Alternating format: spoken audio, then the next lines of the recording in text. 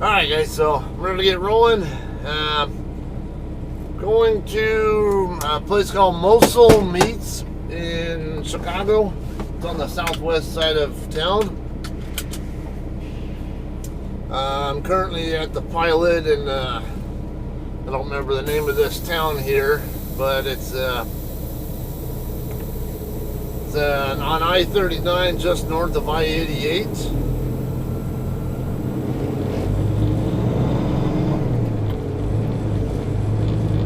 I got a 6 a.m. delivery. It's currently 4:17. It's 80 plus, I think about 85 miles away, so I'm expecting it to take right about an hour and a half to get there. So it should be there with about 15 minutes to spare, or somewhere in that neighborhood. Be coming back down to I-88. Then we'll take 88 east over to I-294 eastbound.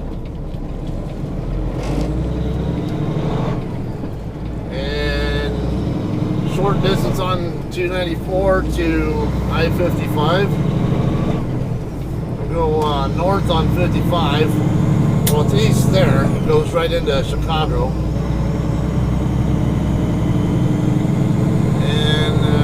Not too many miles before we get to downtown Chicago, we'll be getting off the freeway.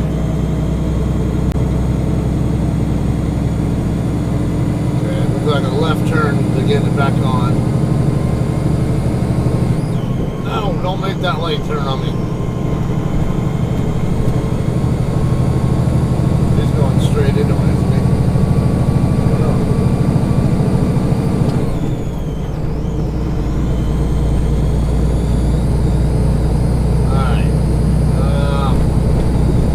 Have a reload yet.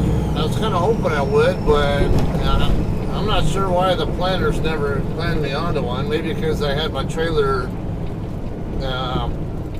in the shop for a few hours yesterday getting a new tire on my right rear adder. It had a big ass I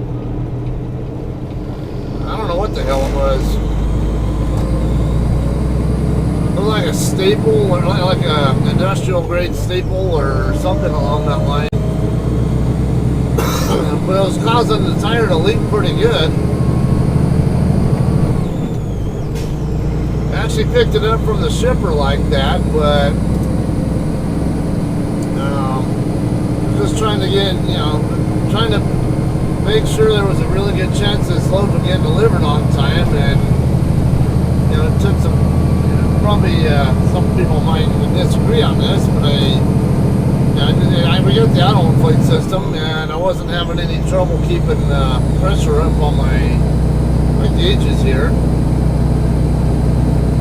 So I said, hell, I'm gonna get the load moving. Is do what I can with it, and then because of the time of day that I was dealing with, the shifts that I was working or driving. I was a little reluctant to just stop. Just stop and get it fixed because I had 650 mile shifts I had to do for one, and if I'm not gonna go put my trailer in the shop, if it means that I'm not gonna get the miles that I really need to make sure I get, and show up at a truck stop late enough where I'm gonna have trouble finding a place to park. As it was, I actually tried to fix it in Grand Island when I did a 10-hour break there, but they said they had about a 4 or 5 hour, about a 5 or so hour wait there. So I said, don't worry about it, I'll go down the road somewhere else and get it taken care of somewhere else. Alright, I would have normally upshifted, but I know my exit's coming right up here. Kind of no point in that.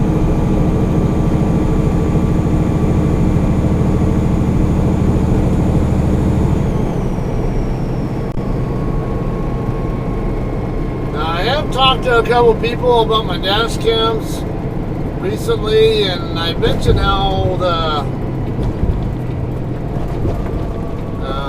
Garmin, the one that faces at me now, used to be my main camera, and reason I replaced it, or the reason why I have a different one now for up front, is because the Garmin camera, it's a Garmin 45, if you're not already aware. It doesn't have very good nighttime video capability.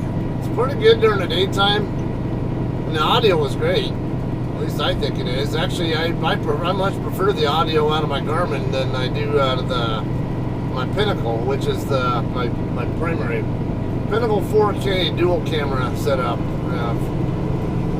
But you might see that the video quality is pretty good for out of the Pinnacle.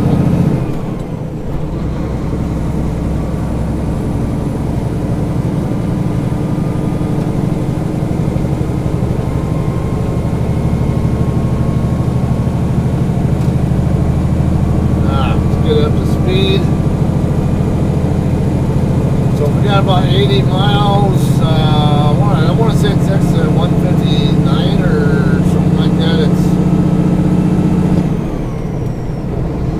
double check.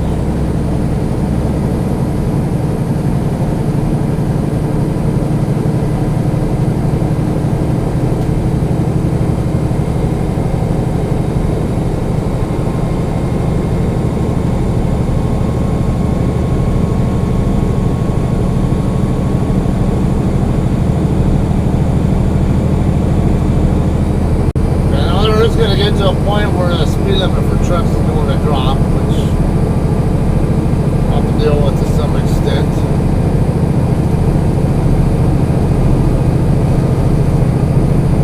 And I want to say,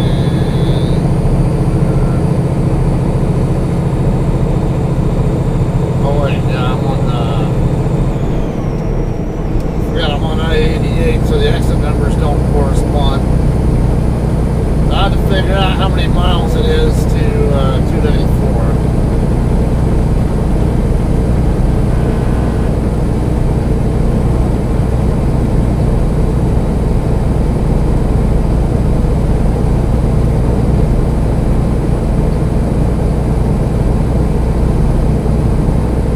Okay, Pulaski Road is the one I want to use. That's exit 287 on I-55.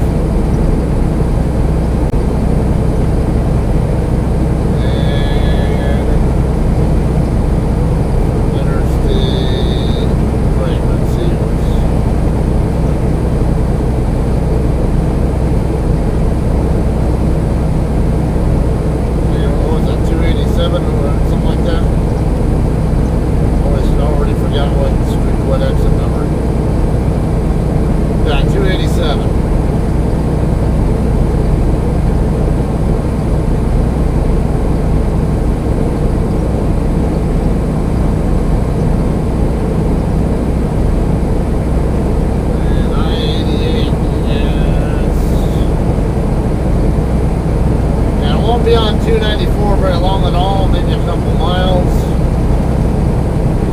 And the rest of this pulled up.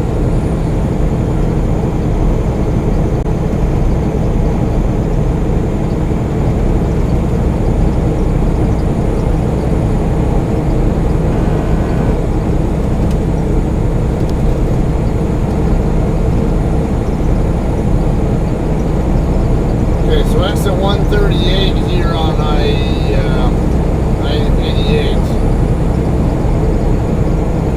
So 56 miles.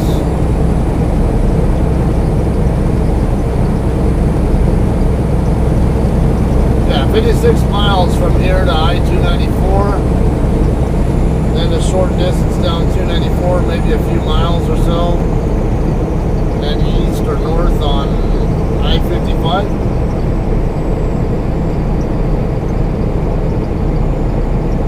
And exit at Pulaski Road, head south on Pulaski. Now we'll go left turn, we'll go east on 47th. And then it's a southbound turn onto, what the hell's that street called? I'll recognize the name of it if I see it.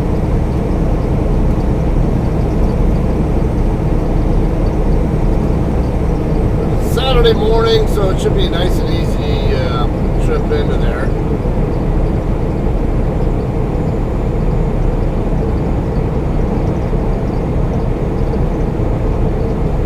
Alright, Lawndale Avenue. I'm going to turn south on Lawndale, then east on 51st, and then south on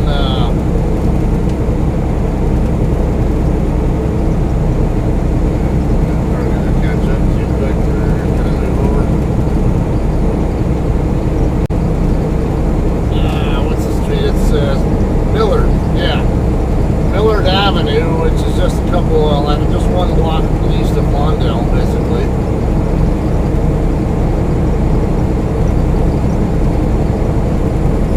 And turning south on Millard, and then right there on the left side of the street is my receiver. It's Moesle Meat Company, Moesle.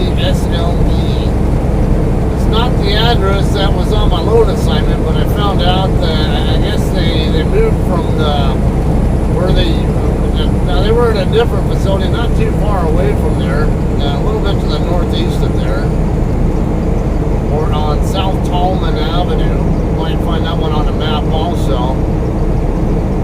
That's one I was assigned to go to, but I called the customer up yesterday to verify because I was getting little hints from someone else I know, actually John Farber, and then Google reviews suggested that they moved also. So I called them up to verify, and they said, yeah, come to the one on Millard, not the one on South Tallman. I was like, okay.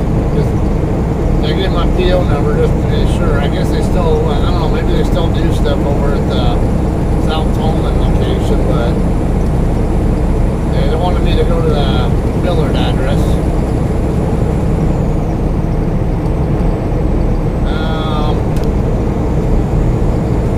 Looking at the street view on there, like at least like when I was trying to scope out the railroad crossings that I was going to have to deal with if I was going to the Tallman address. Because I was told to watch out for low bridges in that area, and so yeah, I was looking online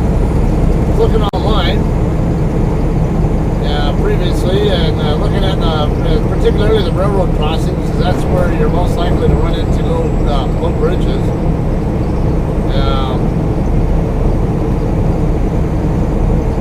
Anyway, there was let's see, yeah, well, it didn't look like it had any concerns with low bridges along the route I was wanting to take. I did see a sign for a low bridge, like an 11.7, I think it was. If you go east on the road that's off of the exit I was originally going to take, which was, I can't remember, a couple exits east of Pulaski.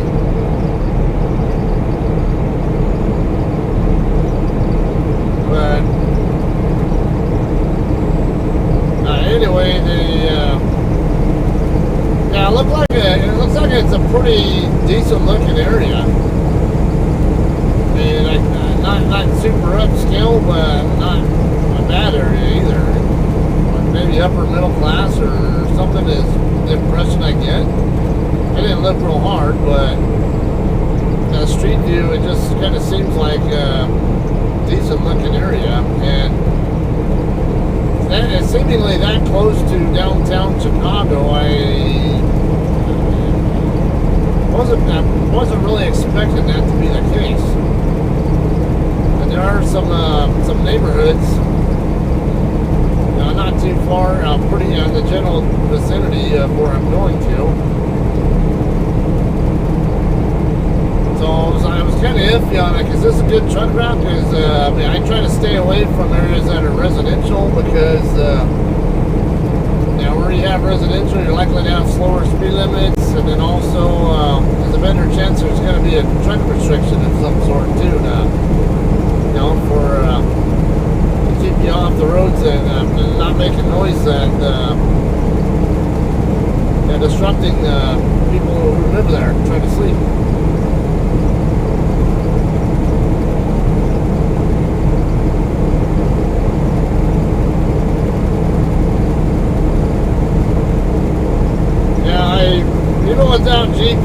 though, I figured out the routes I wanted to take just by looking at the map.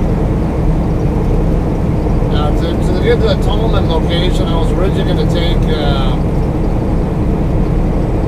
what's that? And that exit that's right east of California.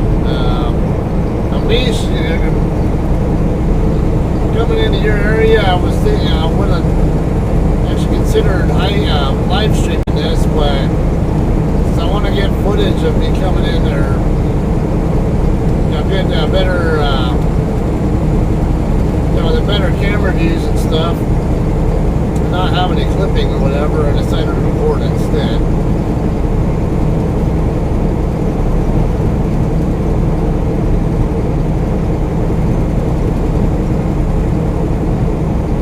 Exit 91 here to Illinois 3823 and Glidden Road.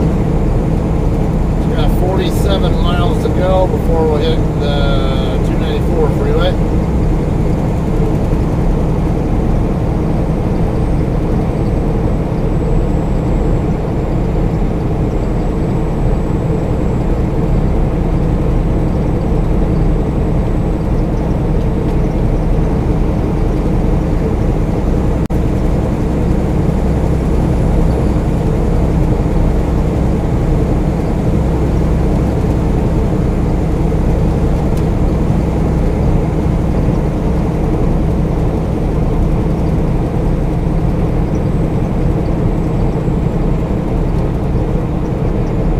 This load I picked up in Hiram, Utah. I lost some of the footage, a little bit of the footage for the first part that I was doing of that, where I was on Utah 233.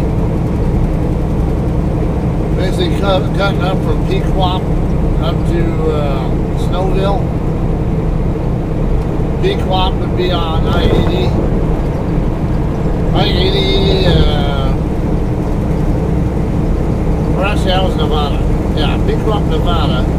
That's in between Wells and Wendover. Over on the east side of the state. And then up to Snowville, Utah, which is right before, just east of the Idaho border on I-84.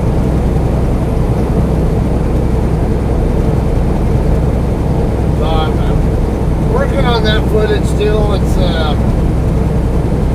I don't know, it's sometimes hard to get the motivation to work on it. But then sometimes I just want to put stuff together and just throw it together and then get it posted. But sometimes like that kind of stuff where I have to look for certain spots.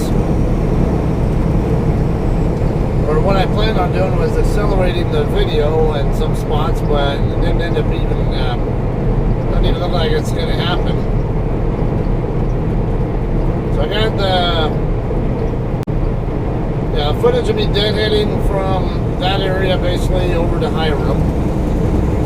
And then I also got footage of me leaving Hiram and taking the scenic route over to the Kemmer, Wyoming area.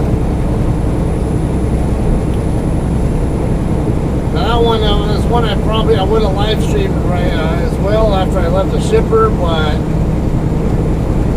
again, buffering issues. I wanted to make sure you guys would be able to get the full experience there of what it's like going through there. So I elected instead to just get recorded footage. It's just a matter of getting it put together though, and they're compiled and posted and all that.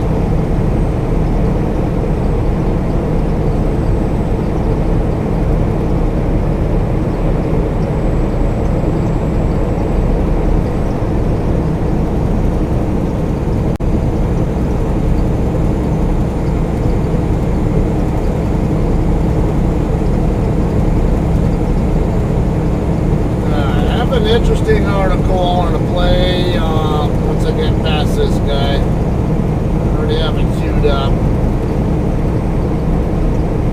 Now, right before I got in the shower this morning, I was reading an article about how Russia is basically jamming GPS signals of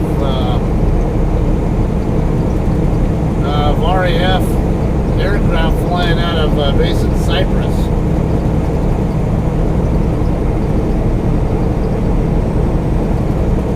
Of course, I'm going to get into a little bit of the technical weeds on that, being that I have expertise in that area.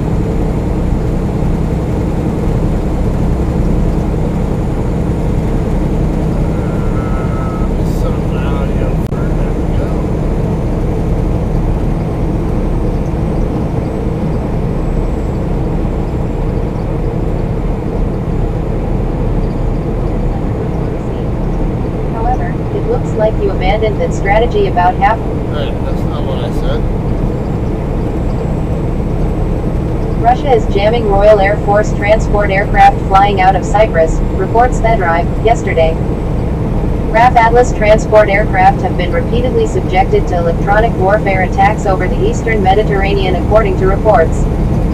Thomas Newdick view Thomas Newdick's articles. Repeated attempts have been made to jam the GPS navigation systems used by UK Royal Air Force aircraft operating from an airbase in Cyprus, the East Mediterranean island that serves as a hub for the service's efforts in the anti-ISIS campaign in Iraq and Syria. Two British newspapers have concluded that Russia is behind the actions and, in the past, that country has also launched electronic warfare attacks against US drones in Syria, and probably also against US Air Force AC-130 gunships. Reports today in the Times and Telegraph newspapers cite military intelligence sources, who say that the electronic warfare efforts targeted the GPS systems of RAF A400M Atlas C-1 transport aircraft departing RAF Akrotiri, Cyprus, while troops were on board. GPS systems of this type are widely used for accurate aircraft navigation, increasing safety and efficiency, with most aircraft having backup systems if the GPS is lost. Okay. So, first, what is an A400M? That is a cargo aircraft, 4 engines on it. It's basically bigger than a C-130, but smaller than a C-17.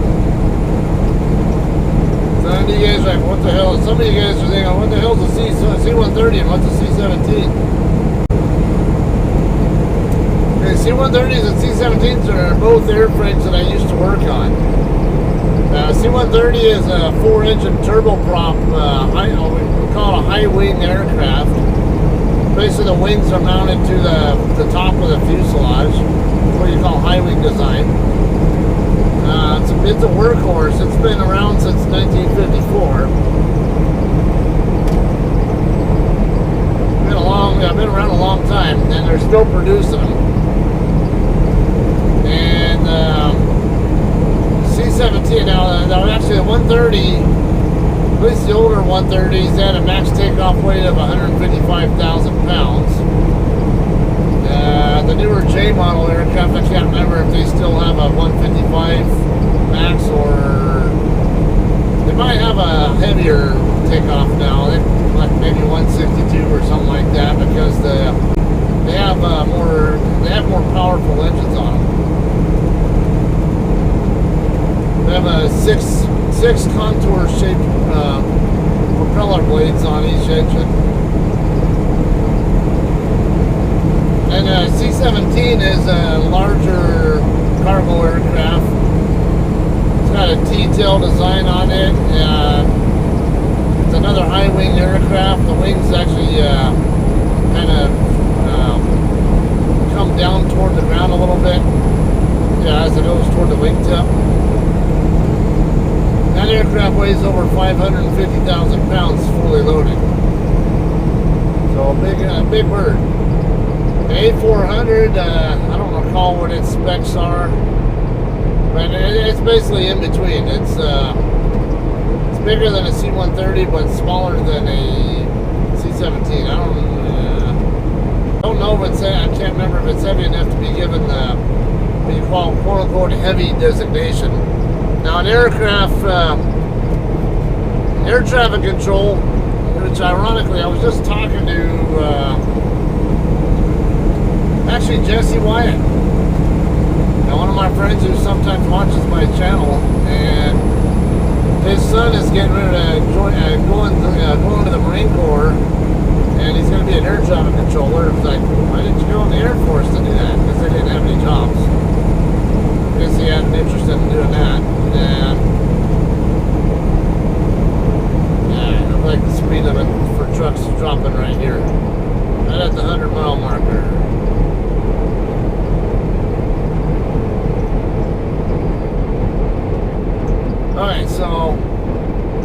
something else I didn't. I was getting into some of the technical explanation and stuff for Jesse the other day. We were talking on the phone, and now here's something I didn't tell him was basically for an aircraft. Air traffic controllers will designate an aircraft as heavy, or the aircraft will declare itself as heavy, actually, to the air traffic controllers when they are flying through their area. And the reason why is because the larger aircraft, the engines and the aircraft itself create a larger amount of wake turbulence. So if you have a small aircraft flying behind them,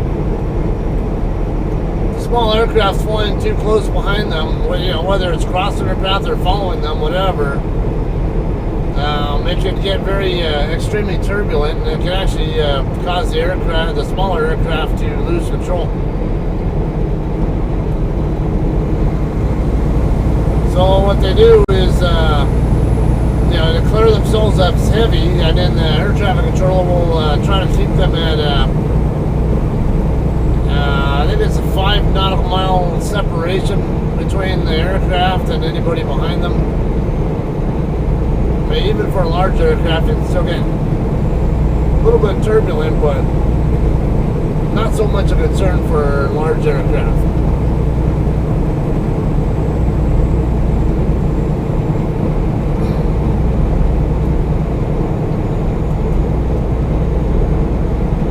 Something else this article mentioned though is GPS. It increases safety and efficiency. Okay, but then again, if you get jammed, there's another good reason to not rely on GPS, whether you're in an aircraft or driving a truck. I mean, it's good to have, if it helps you, whatever, but you can't rely exclusively on it, because there could be a point in time where it doesn't work, and you have to have backups available on how are you going to get around if your GPS isn't working. Now on a truck, well, let's first explain how GPS actually works. So GPS, your device has to connect to at least three satellites orbiting in space. Trooper there. Alright, so at least three satellites orbiting in space. The more satellites, like up to like 13 or so, if I remember right. Maybe it's more now. I don't know. But the more satellites it can connect to, the more accurately it can figure out its location. Because basically what happens is the satellites all provide their position information, like what exact spot they're at, and then your GPS hooks up to at least 3 of them and does what's called triangulation to figure out its own position. Basically, it calculates if it vectors all in, like, okay, what's like the midpoint of where all these different satellites or whatever are coming from. Yeah, it's in a nutshell. It's not a fully accurate technical way, but it's in a nutshell, it's kind of how it works. But now, if they disrupt your signal, your connection to the satellite, then your GPS isn't going to work. Now, okay, now you're going to ask, well, why would Russia jam a satellite signal for my GPS? No, they won't necessarily. I mean, they could, but it doesn't necessarily mean. I'm not saying some doomsday World War III shit here, but there are other things that have nothing to do with tampering, I guess we could say, or jamming by a foreign entity that can contribute to your GPS not working. And one of them would be solar flares, solar activity, whatever, EMF activity, or EMP activity, whatever, from solar flares. that can disrupt the signal and cause your GPS to not work. And then also bad weather, particularly like with thunderstorms. Yeah, get that all the lightning and stuff, the electrical currents from the lightning can interfere with GPS signals as well. So you don't want to be in a position where your GPS isn't working because of one of those things, and then you have no idea now. Like, great, I don't know where the hell I'm going now because my GPS isn't working. So it's essential to know how to navigate via other means first. You know, in a truck, look at a map. You don't need Google Maps. I mean, oh yeah, Google. Now Google thinks I'm talking to it. No. Here's. Alright. Anyway, you can use Google Maps to an extent, but then also an atlas or Google Maps would be there's a process to that I use, and you can follow along on just open Google Maps up and see what I'm talking about. Zoom out to where you see the entire U.S. and then gradually zoom in. You'll see that only certain roads show up eventually. Yeah, once you get to a certain zoom level, only the interstate and freeway routes will show up. I'm right at 30 miles away from my next turn, by the way. See, I'm not even using GPS, and I know that. Okay, so anyway, alright, so yeah, only interstates and freeways show up at the widest zoom level that you can have and still be able to see roads. Then you zoom in a little bit more, work your way in, and then you'll start seeing U.S. highways and maybe some state highways. Usually you got to zoom in a little bit more past where the U.S. highways show up to get that. Most state highways show up though. But generally, if it's a major state highway, it might show up on the same zoom level as U.S. highways, and if it's a little bit more minor state highway, then it'll show up at lower zoom level. Then you keep zooming in more, and then eventually you'll get some thicker white roads show up. White roads are generally what you consider arterial roads. They're the ones that give city traffic access to the interstates, or not necessarily just city, but gives traffic on, generally speaking, on non-limited access, or regular, basically where you have at-grade crossings and all that. It gives them access to the limited access routes, which are now limited access. That just means that you have to use on-ramps and off-ramps. What are you doing, car? Why do these stupid people do that? They're moving over because they want me to pass them on the right, and why people? It's always an old person who does that too.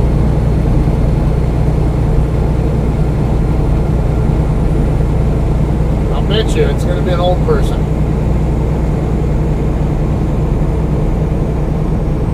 Like, you should just stayed where you're at. I'll move over and pass you. You don't make me pass you on the right. What the hell are you thinking? Car like that's a young person, fucking idiot.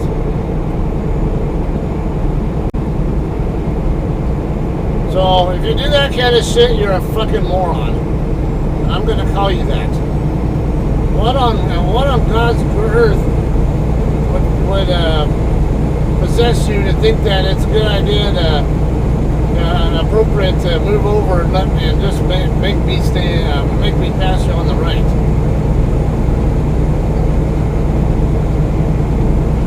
I do see a right lane closure sign though just now.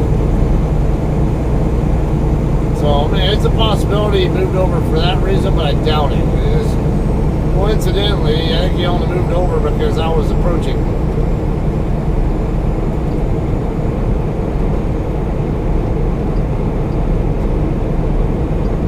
Yeah, he stayed over over in their left lane now, but probably only because the sign said, that's assuming he even saw the sign.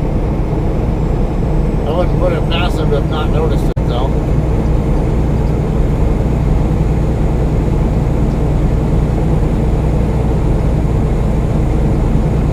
Alright, so continue on though with the article here.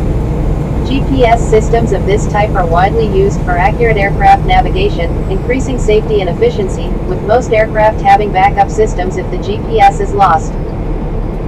The same sources cite Russia as being the only hostile state able to jam GPS signals in this way in the region, and that doing so would be in keeping with its sub-threshold activity, referring to warfare that involves confrontation while avoiding open armed conflict. The Atlas C-1 is the RAF's latest fixed-wing transport, having entered service in 2014, with tactical and strategic oversized lift capabilities that complement the older C-130J Hercules and the larger C-17 Globemaster III. Since then, the Atlas has also taken on other roles, including maritime surveillance, and is expected to completely take over tactical and special forces transport tasks from the Hercules, the retirement of which is widely anticipated to be announced next week. The attacks could have prevented the pilot from knowing where the aircraft was or the direction it was flying in, and potentially resulted in casualties, the Times described. Okay, now that's an exaggeration of the truth, I think. This jamming GPS signal alone isn't really going to cause that really a safety issue. It's more of an inconvenience thing, I think, where, again, if you're not properly trained, then, on how to use the backup stuff, or the older, the more old school stuff, which on an aircraft, there are a couple of different methods they used to use before GPS. One would be, the older method was use these AM radios that were called, that would follow these NDBs, or non-directional bearing radios.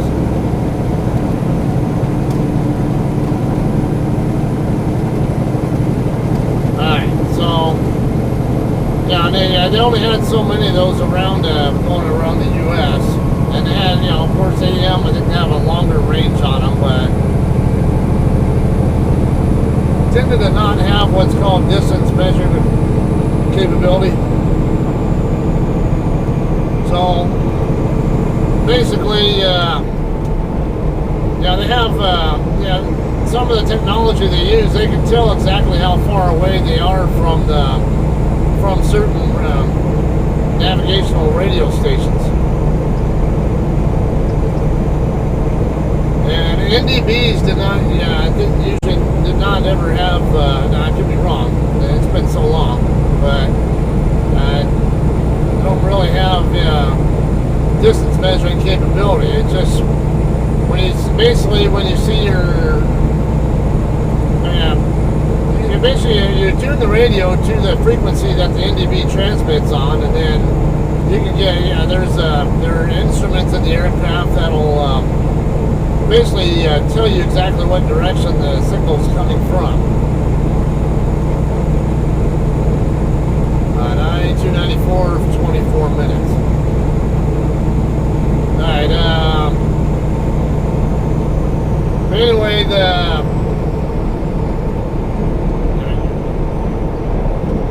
lost my school of thought here. Anyway, when you get closer, when you're further away, it's, especially with magnetic directional deviation, like a compass, they have true north and magnetic north. And sometimes your aircraft, like, it's not always pointing right directly at it, but somewhere in the right neighborhood. It's kind of like if you're pointing the 360 degree circle, and your heading is right at 0 degrees to go straight to the north, you might be as much as 13 degrees off, or 14 or whatever off in a lot of places from where you think you're going. Or even when magnetic deviation is factored in, you might be pointing, instead of 0 degrees, might be half a degree or something. And generally, as the further you are away, you're not going to really notice that. But the closer and closer you get, the more rapidly the direction to that signal is going to change. So, given that, that's one of the ways you can tell that you're close to an NDB station. When the signal, when the direction starts to change more rapidly, it'll get to where where it's harder to, it's just fly into the neighborhood. It don't have to be directly over the station. Just fly nearby it, and then and then go on the outbound radio. Basically, you fly away from it at a certain, head in a certain direction to get you toward the next navigation station that's on the ground. Alright, so NDBs, that's an older school way.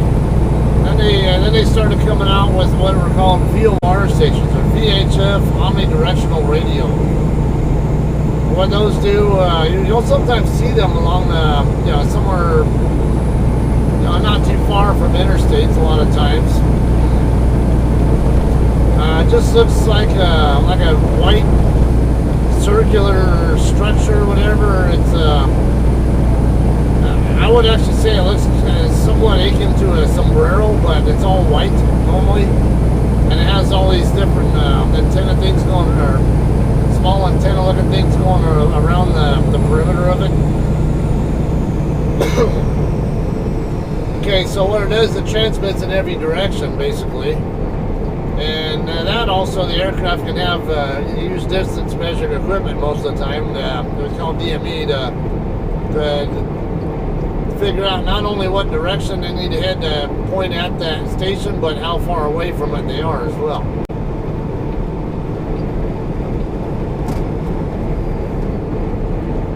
I might just stay here behind FedEx because I'll end up camping out behind. I mean, I'm gonna take too long to go around them, so. Not really thrilled with this speed. Alright, okay, so that's the older school technology, and it's very, very difficult to jam an aircraft that way also. And then, not to mention, for an aircraft to get lost, alright, well, if they know that they need to fly in a certain direction, and so what if their GPS is getting jammed up? They also have air traffic controllers controlling them, and they can, their radar, if they still have radar contact with the air traffic controllers, then the controllers can also tell them, fly such and such heading or whatever to get to, whatever area. I'm showing you bearing such and such location from, because there's no, radar stations can also be jammed, and the regular traditional radio stations can be jammed too. But that takes more equipment to do, and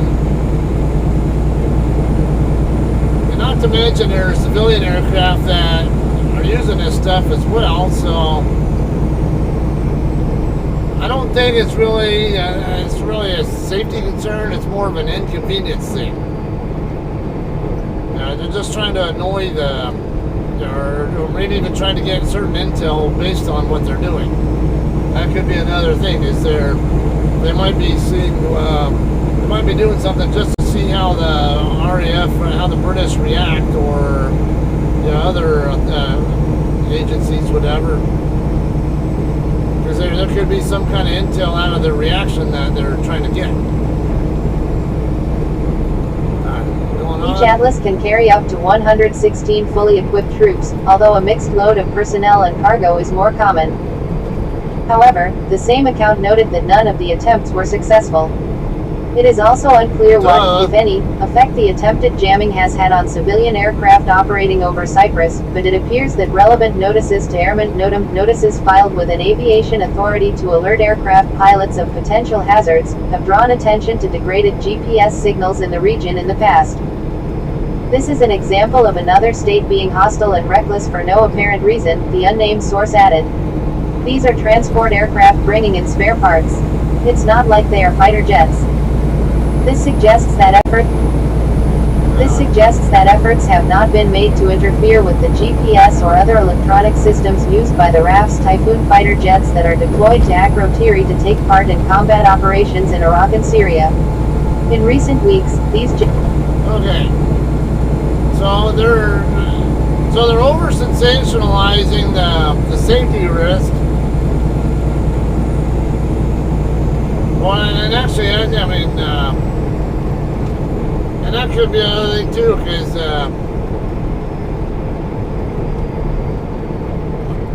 you know, like munitions, precision-guided munitions. If they jam GPS signals from, let's just say, bombers or tactical aircraft meaning fighter jets, basically fighter and attack aircraft. Yeah, it could be a problem for that kind of equipment. So where maybe a bomb gets dropped or a missile gets shot, an air-to-ground missile, whatever, and maybe it misses its target because it's relying on GPS and now it's getting jammed and can't find its target. That's a possibility, especially when it's a moving target. But now here's the thing, though. It's not, they're downplaying like the value of these cargo aircraft. Like, oh, it's just a cargo aircraft, carrying parts. Those parts are called your supply chain. And if you have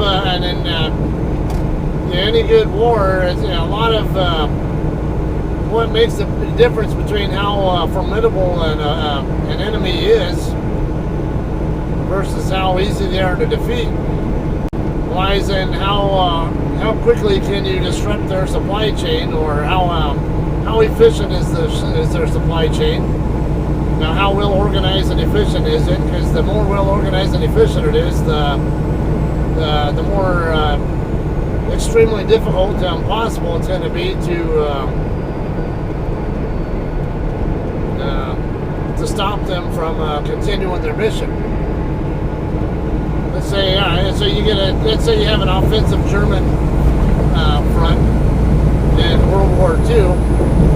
This is what made Germany so formidable back in the World War I and II days, because they had such a great supply chain. In fact, the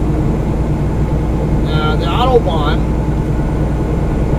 was basically was designed to be a very essential part of the war-fighting machine for Germany, because it is such an effective supply chain asset.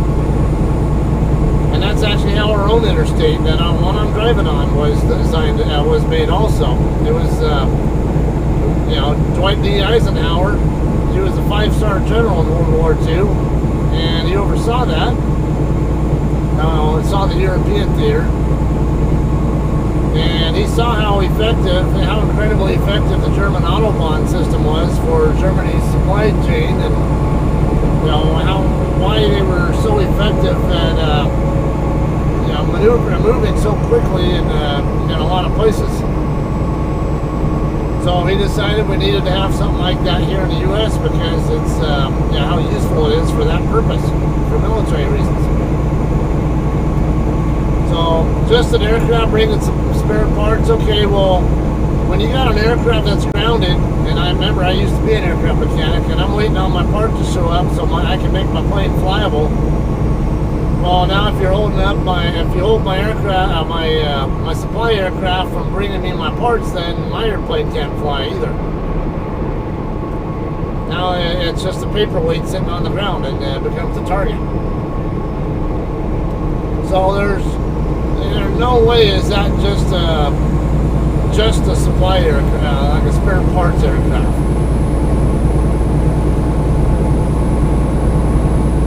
In recent weeks, these jets launched, for the first time, Storm Shadow cruise missiles to attack hardened ISIS targets in Iraq, which you can read about here. As to the source of the GPS jamming, the Telegraph reports that it thought to be either from Syrian territory or possibly by agents on the ground in Cyprus. Alternatively, the electronic warfare equipment could be installed in aircraft or on ships at sea. Perhaps significantly, the reports of GPS jamming against RAF aircraft in Cyprus come 3 days before the release of the second part of the UK's new Integrated Review of Security, Defence, Development and Foreign Policy, a defence review covering the years through 2025. The review determines that Russia is the most acute direct threat to the UK, and will be more active around the wider European neighborhood, while the document also makes explicit reference to hybrid threats of this kind, as well as nuclear and conventional ones. You're staying over there. The second part of the review is expected to outline plans to address hybrid and gray zone warfare between peace and war. The UK, of course, has direct experience of this kind of warfare on its soil, most notably the Salisbury attack that you can read more about here and here. As for the situation in the eastern Mediterranean, while this is the first time that reports point to direct actions of this kind attempted against UK military aircraft, it fits with previous tactics that have also been attributed to Moscow. As well as jamming the GPS receivers and other data links on small drones over Syria, Russian military aircraft have been harassing their American counterparts over the country in this way to some degree for years, which the war zone was among the first to reveal. Similar electronic warfare activities have been reported in Ukraine, where the Kremlin is actively supporting an insurgency against the government in Kiev since 2014. There have been claims that Russian troops and pro-Russian separatists disabled those drones with electronic warfare assets before downloading video footage to reveal Ukrainian positions. The video below shows Russian-backed separatists in Ukraine showing off a captured RQ-11B Raven drone that they claim to have brought down using an electronic warfare attack. While jamming against U.S. drones back in 2018 was said to be having an operational impact, and that the Russian equipment was sophisticated enough to break through a number of existing countermeasures, the reports state that the RAF Atlas transports have not been adversely affected. However, it is likely that the drones in question were catapult and hand-launched smaller types, without the robustness or redundancy of the kinds of communications systems found on manned aircraft. It could also be the case that the UK has taken proactive measures to protect at least some of its aircraft from GPS jamming. In the past, the war zone has reported that the U.S.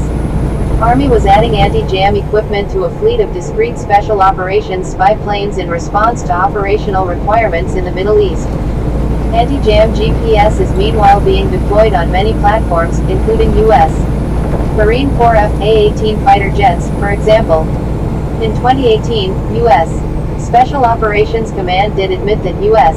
Air Force AC-130 gunships operating in Syria had been subject to electronic warfare by unspecified opponents, almost certainly Russian or Russian support forces. At the time, U.S. Army General Raymond Thomas described Syria as the most aggressive EU electronic warfare environment on the planet from our adversaries. They're testing us every day, knocking our communications down, disabling our AC-130s, etc. For its part, Russia has a wide array of man-portable and vehicle-mounted electronic warfare systems that are reportedly capable of jamming transmissions and even feeding false information into networks, including spoofing GPS signals and potentially sending parties and vehicles off their intended course. Spoofing. Okay, now that is something else too, is the spoofing. Now, my wife likes to play a game called Ingress. It's put out by the same company that makes it's Niantic Labs, I think, if I remember right. Or the same company that makes that Pokemon Go game. You know? Something wrong with that guy's side skirt over there, I guess, on the other side.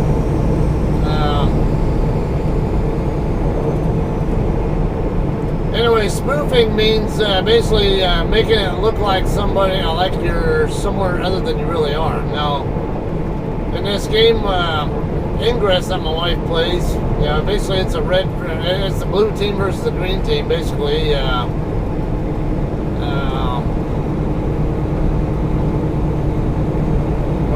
What is it? I forget it's been so long since I played it.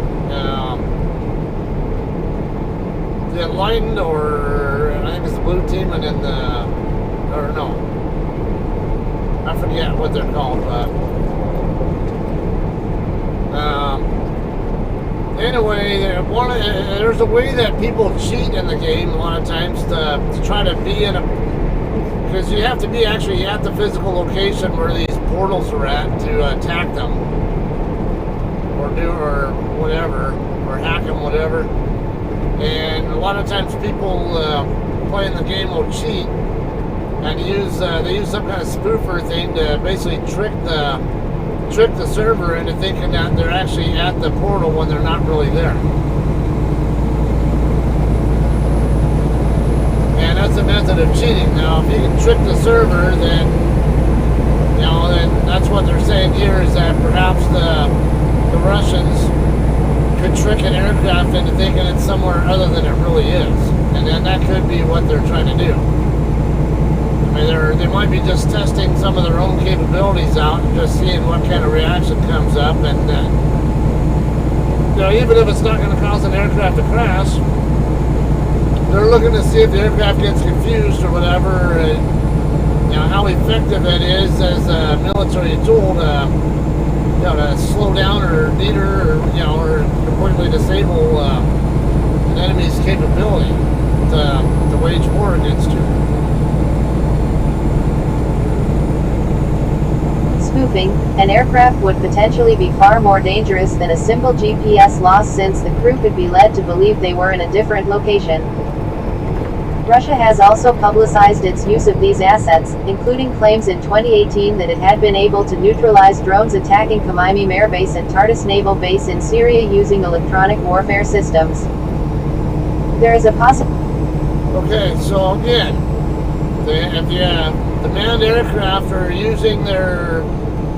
actively using their backups in conjunction with the GPS, then they're not even going to get phased even the least bit by the GPS getting jammed, because their backup will already be pointing, because all these different navigational radio stations, they run on specific frequencies.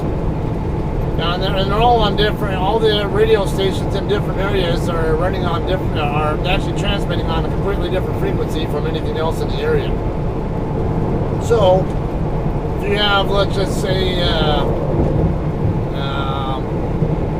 trying to remember which part of that range, there, the VHF aircraft radio range, I want to say data is, navigational is the lower end, and then I think 108 to 118 megahertz range, and then the voice range is 118 to 136 or something like that megahertz.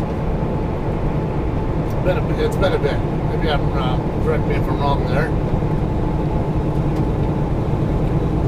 But anyway, let's just say you have a station transmitting on 110.6725 or something.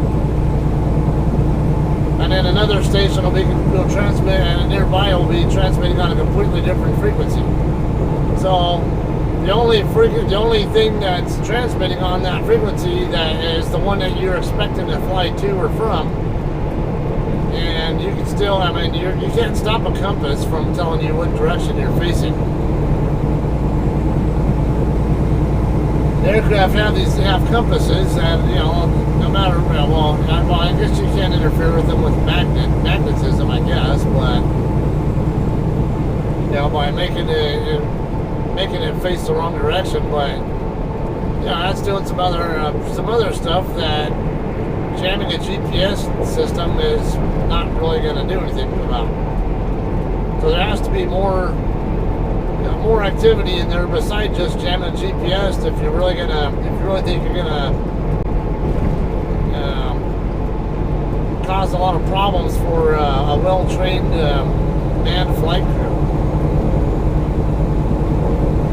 There is a possibility, too, that Russia is deliberately limiting the potential level of disruption caused by its jamming of manned aircraft like the RAF Atlas. While the destruction of unmanned aircraft is a relatively low-risk proposition for Russia, especially in a theater of war, destroying a manned aircraft, especially one full of troops, and operating in international airspace, would likely result in a major escalation.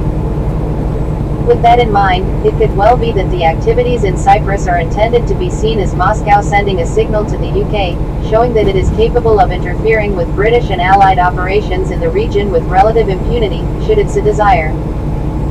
Whatever the thinking behind it, and whatever the UK chooses to do to counter it, the episode points clearly to the growing threat of jamming and other non-kinetic attacks in the region and in general. Okay. Non-kinetic attacks. What was I just talking about? Where, like, well, even then, I mean, it could also be kinetic attacks that could be getting disrupted by it. And those quotes also talk right there about what I just was already talking about, where,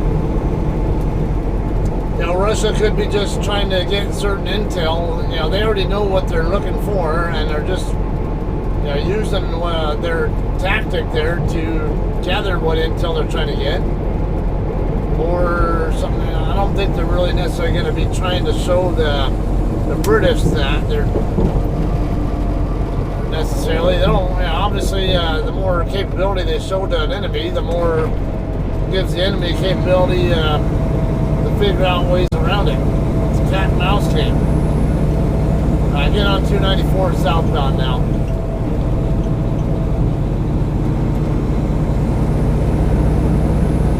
About 5:20 local time.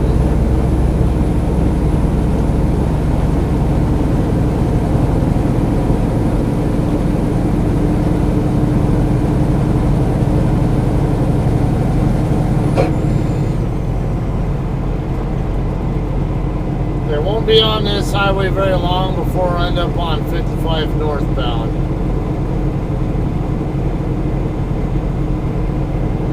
Those of you guys who watch Beach's streams will probably be very familiar with the area here.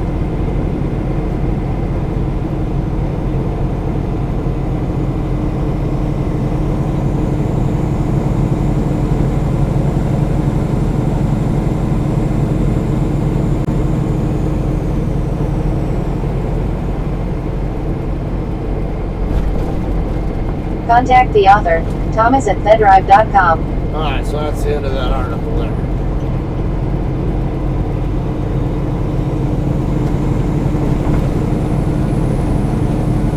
Well, my point still stands with also with trucking GPS.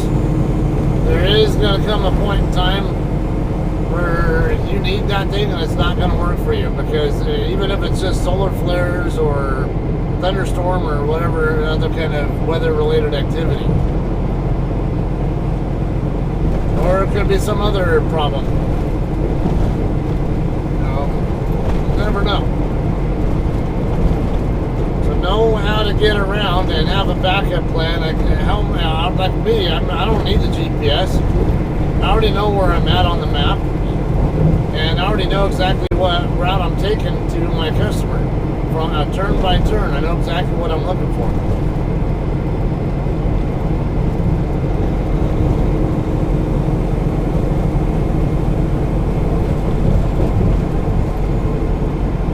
So, like right now, I know I'm looking for I-55 northbound, which is not too far away, and then I'll get off at exit 287 or Pulaski Road, head south, then go down the road a little bit and head turn left onto 47th. Alright, 55 freeway, 3.5 miles away, see what I mean?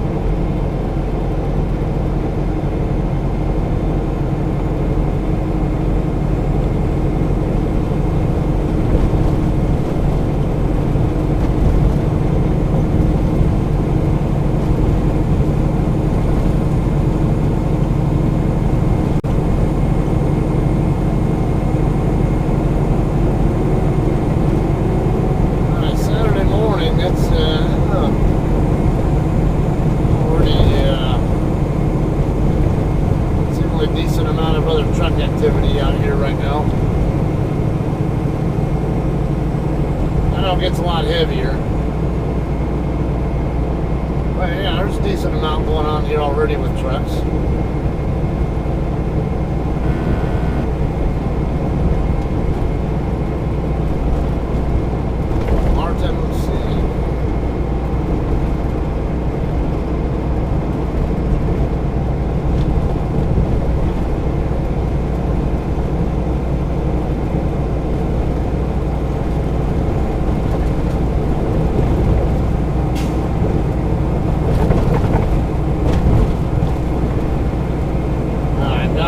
service plaza here, 1.25 mile away. I might make a quick stop and the restroom break in because yeah, I think I could use one.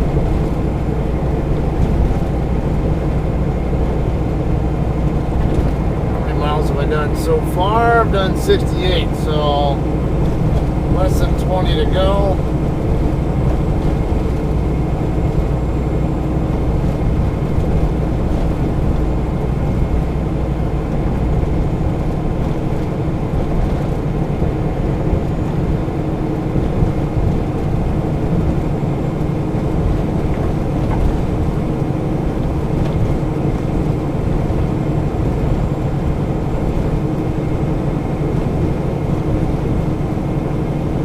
You gotta watch out at the service plazas and rest areas here in the region because people have been known to steal freight out of trailers.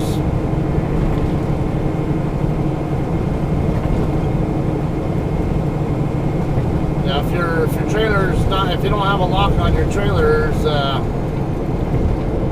taking a risk that, especially if you have a plastic seal or a boxcar seal, you know, as we call it, the little tin ones. Trucks, buses, trains.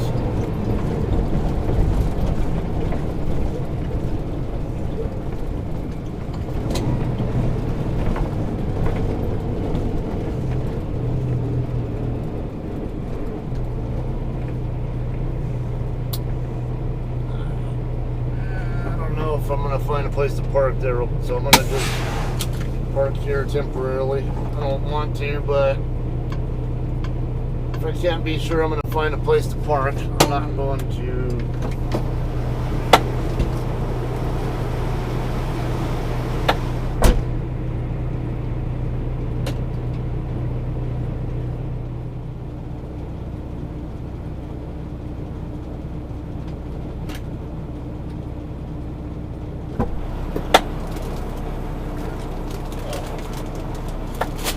Sometimes I get a little case of the munchies and decide I want to have something.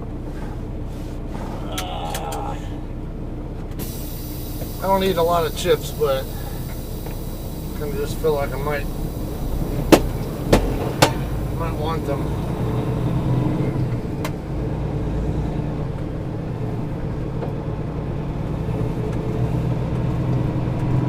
Yeah, see, this lot looks pretty full here. Even if there is an open spot, probably wouldn't be able to get into it.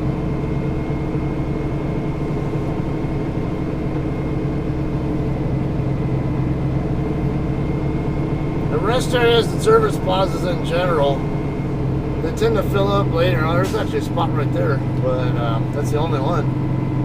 They tend to fill up later than truck stops. But because they fill up later also means they start to clear out later as well. Generally speaking, that's been my experience.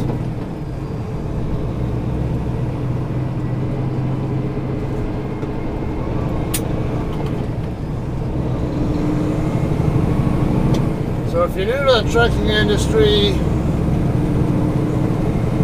rest areas are always a good indicator of how busy the truck stops themselves might actually be.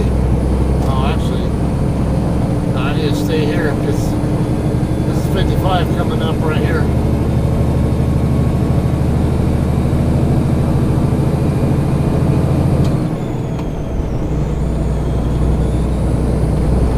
I got about 15 miles or so to go. And actually, maybe a hair more. Oh no, yeah, right around 15 miles out. I'm right at 70 miles.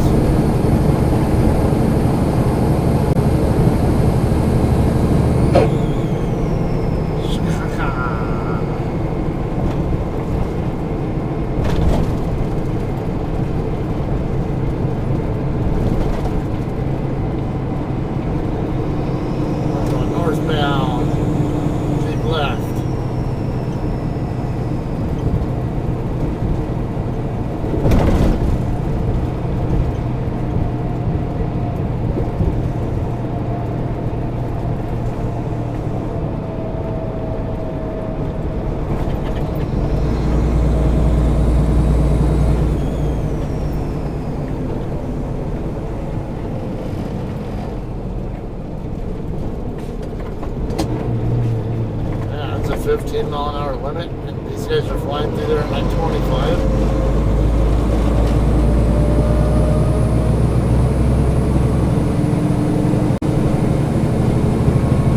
Well, again, I didn't know until I was already around the curve and finding out. I was reacting to them first. So I saw the truck and car slowing down. I didn't know that there was a 15 limit there until I was already practically right in front of the sign.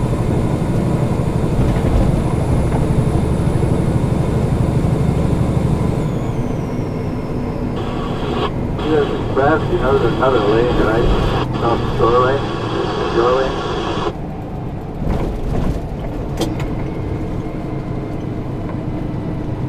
Now, Chicago area, I find to be one of the most active areas as far as the CB is concerned. Chicago and I'd say Atlanta. Probably the two areas of the U.S. where I hear more CB chatter than anywhere else. There'll be a lot of times where, I mean, I'll have that on the entire time and you won't hear a single peep out of it for a good long chunk of time.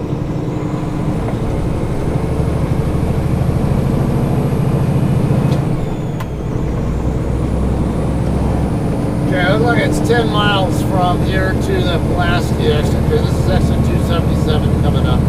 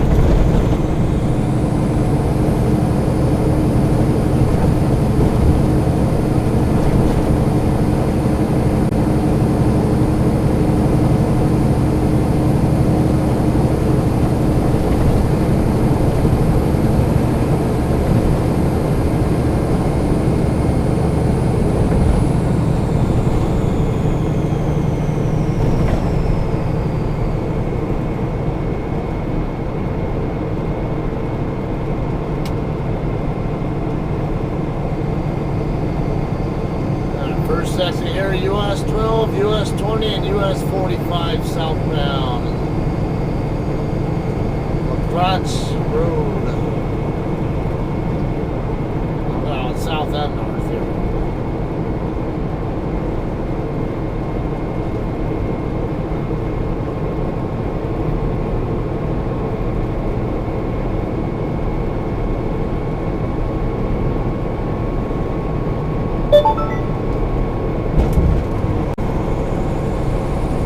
My driveway is telling me it's a rollover zone right here because this cloverleaf off ramp.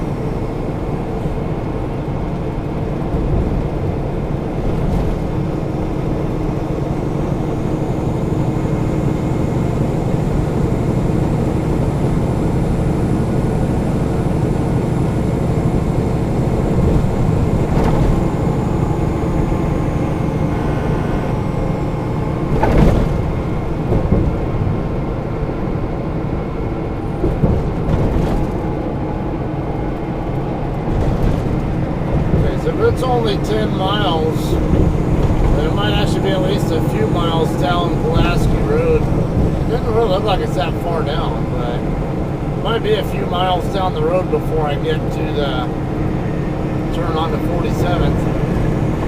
On the map, it doesn't really look like it's very like an incredible distance.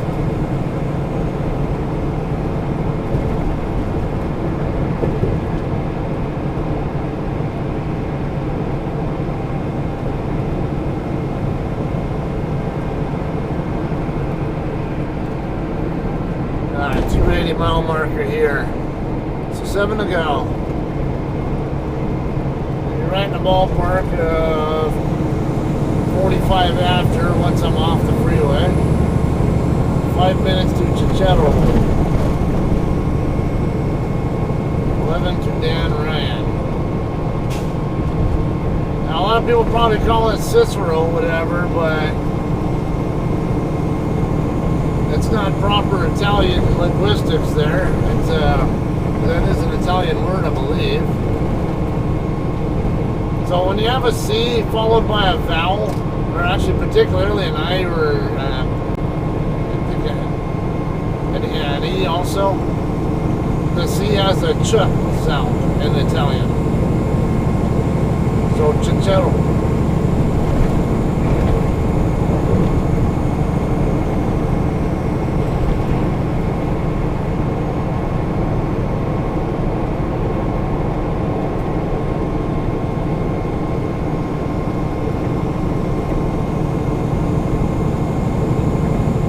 Illinois 171 coming up here. 282, 5 miles out.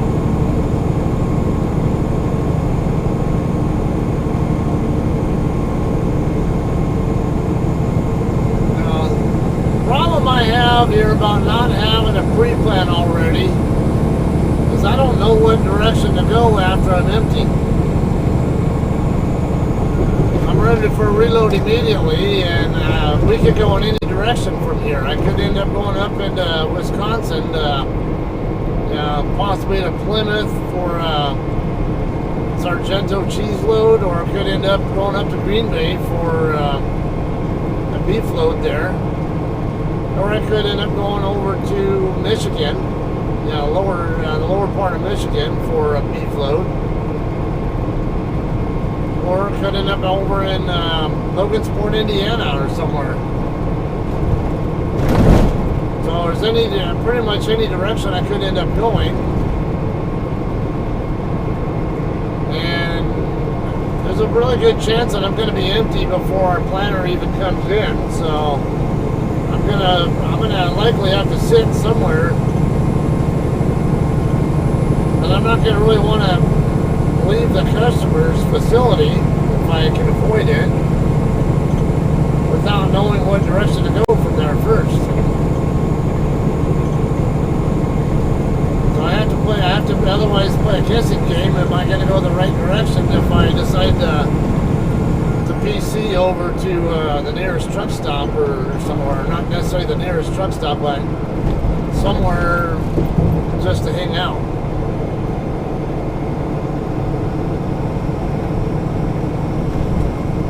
If I guess wrong, then that's on me, but yeah, that's on my dime because I pay for my fuel.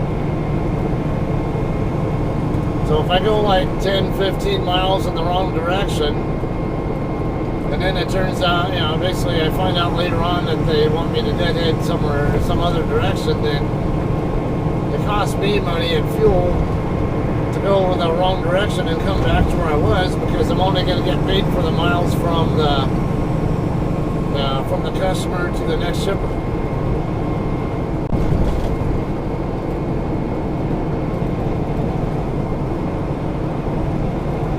Now, as a company driver, it's not such a concern. That's for those of you guys who might be company drivers or who are going to be company drivers, but if you're a lease operator or owner-op, then that's another can of worms. Like I say, you don't want to be spending. You don't necessarily want to spend money on fuel if you don't need to. If I'm moving the truck for personal reason, obviously I'd have a more interest in moving it in the correct direction for a personal reason than going the wrong way. Now, a lot of people say that you can't advance a load, for when you use a personal conveyance, but I say bullshit. It says nearest safe and reasonable place to park. So what's nearest to me, what's reasonable to me is going toward my customer and not away from it. I'm not turning my truck around. I'm going the wrong direction. Or maybe I will because it's, like I say, it's reasonable and convenient for me. And it's my call what I consider reasonable. The FMCSA intentionally made it that way to give the drivers and carriers more flexibility to decide on their own how to do it. Okay, I got Central Avenue here, 286, Highway 50, Chicharro Avenue. Didn't realize my exit was that close to Chicharro. It's been so long since I've regularly spent time in the Chicago area.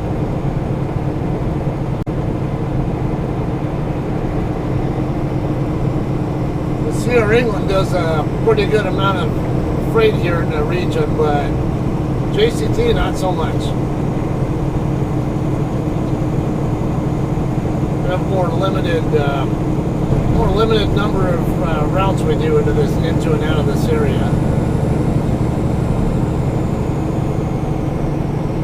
And as I mentioned, this will be my first time going to this particular receiver.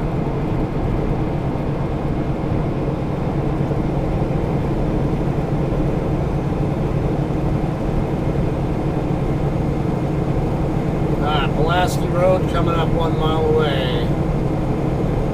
This guy's on the right shoulder, it looks like.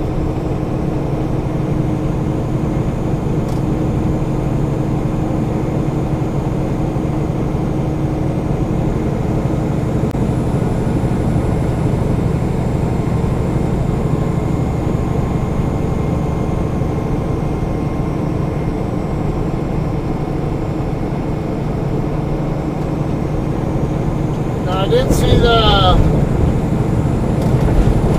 last road there before Chicharro. It said no trucks. I think northbound on where that road was. Yeah, there's a chance that could be because there could be a low bridge there or something.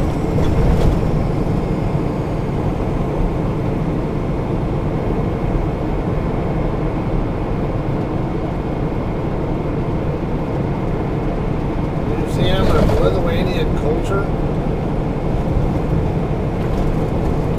I guess they have what German influence here as well, besides Italian. Lithuania is right by Germany, if I remember right.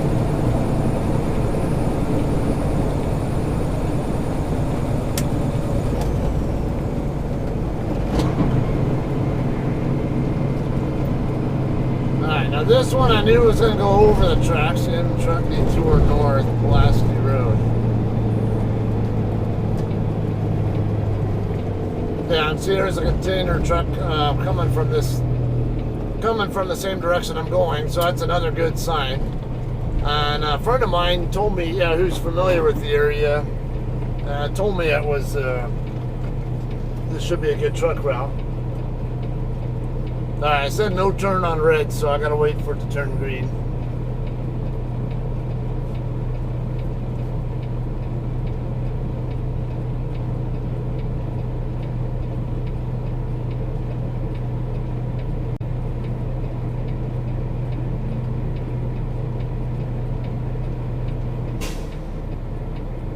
Wouldn't be surprised if these stupid cars behind me are getting all pissed. Why aren't you going? You can turn right on red. No, you can't. There's a sign saying no right on red.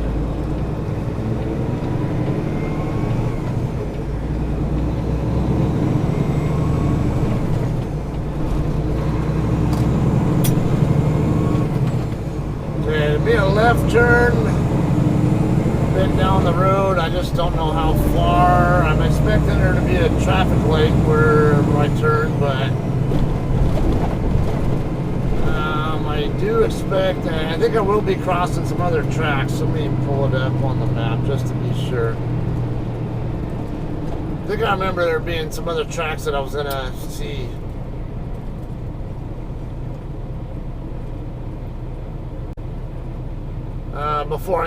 Right before I get to, not before, but, yeah. Maybe when I get near Target. When I get in the neighborhood of Target is when I want to start working my way, moving to the left lane. Oncoming traffic has longer green. This is 40th Street. So yeah, now I know it's not too much further up because I want to turn on 47.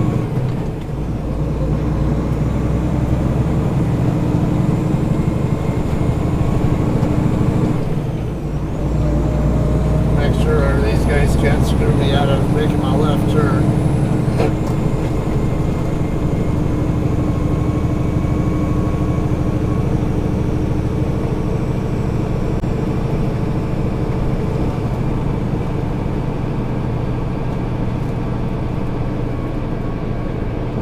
Third.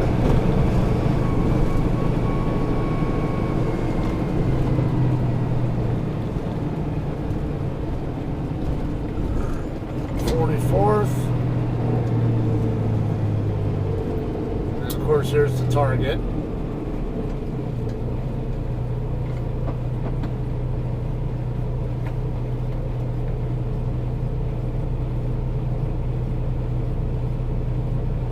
Cricket. It's a mobile phone company, isn't it? A mobile device company, if you want, or whatever you're going to call it now. Cellular company. Wingstop, Slice Factory. What is that? Is that a pizza place? Yeah, it looks like it is. Oxford Auto.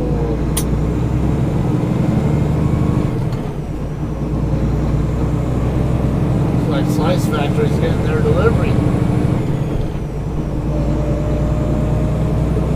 Alright, 45th. So 2 more blocks to go.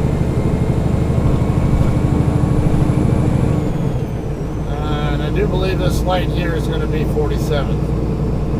Yeah, because this should be 46th that I'm getting ready to cross right now. So should be a left turn here. Damn it, you lights. Couldn't wait for me to get down here.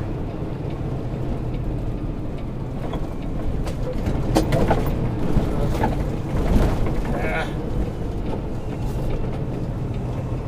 Thought the light, that light turned red really fast.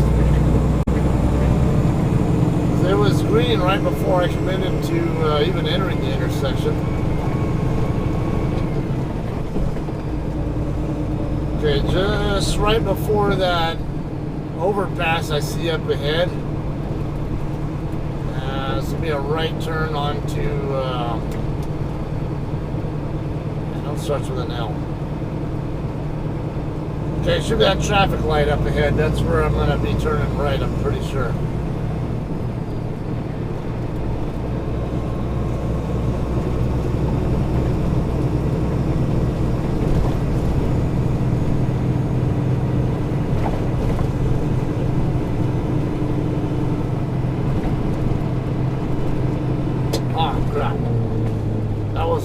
Right there.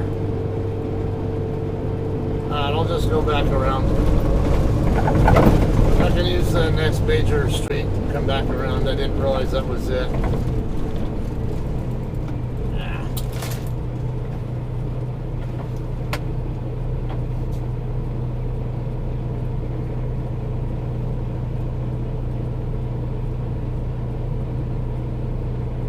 Yeah, looks like I can use Kidsy or whatever it's called.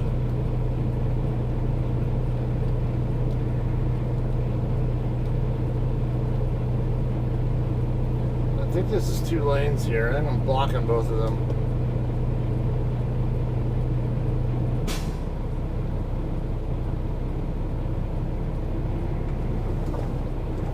I don't know if I don't know if this is an at-grade over here. Yeah, there is a light there, so I can't make that turn. There's that van right there, so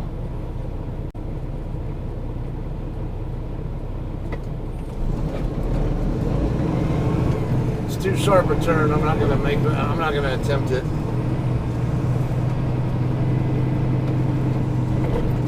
Yeah, this looks high enough.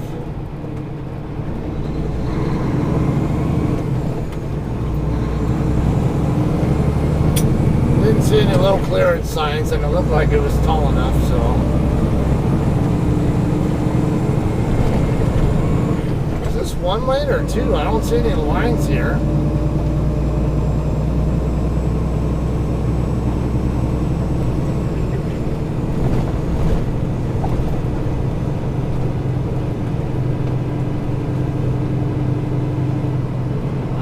Chetsey or whatever it's called, or no.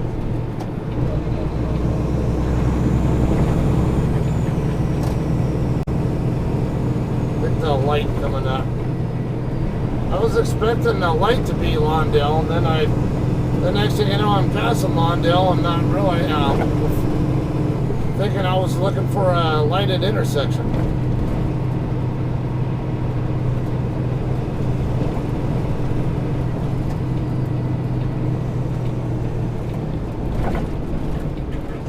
This is Chetsey or whatever. Shit. Alright, I need...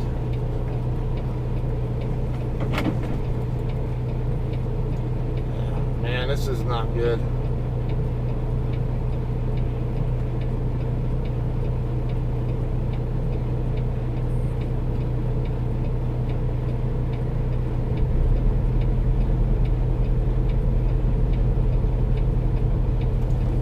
Any signs here saying no trucks on this route.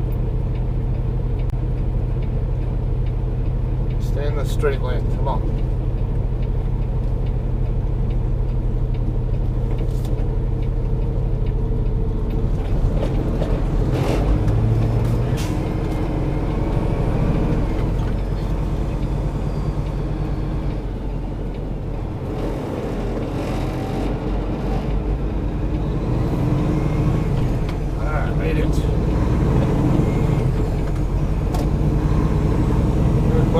Turn there. Now hopefully, yeah, it should be a good bridge here. I just saw a truck go underneath it, or that's a bus.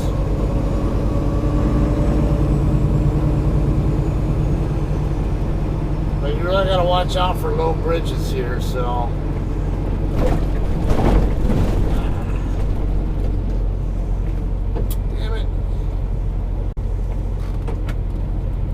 So confused here. I can't tell what's one lane and what's two lane. Yeah, there aren't any signs here saying that this is a low bridge, so it should be okay.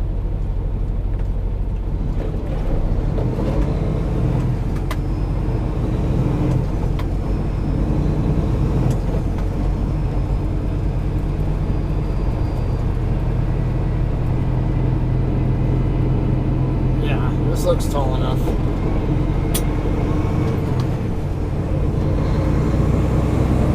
Yeah, I'm gonna make a right on the 51st, which is coming up.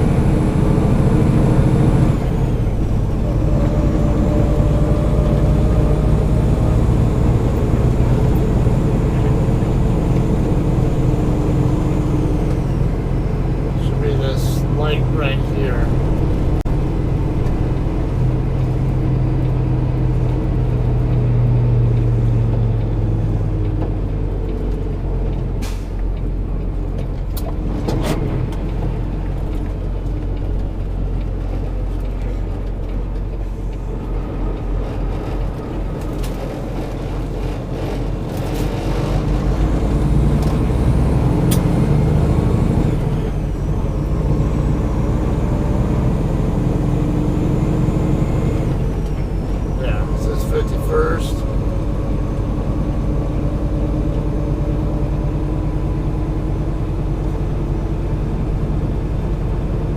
Stop sign coming up here.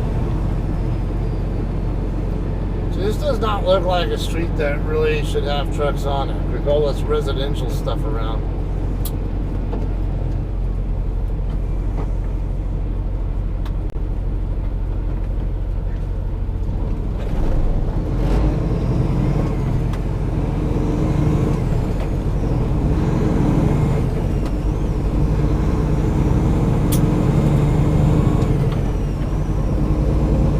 So right after the railroad tracks, and I see a railroad crossing sign, so that means it's probably an at-grade crossing, which I'd rather deal with than going underneath tracks in this area.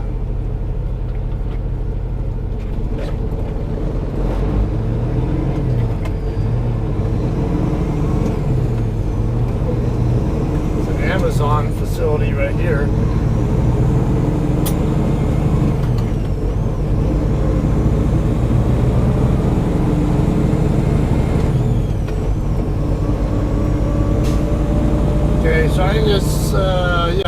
this facility right here to my left is, I believe that might be my customer right there.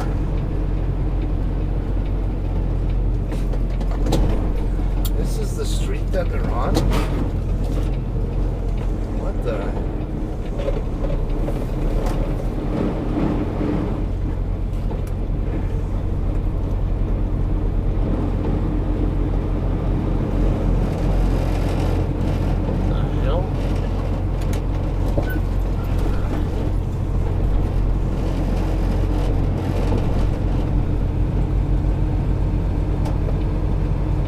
Expecting a left turn into this lot right here. Yeah, truck entrance. Yeah.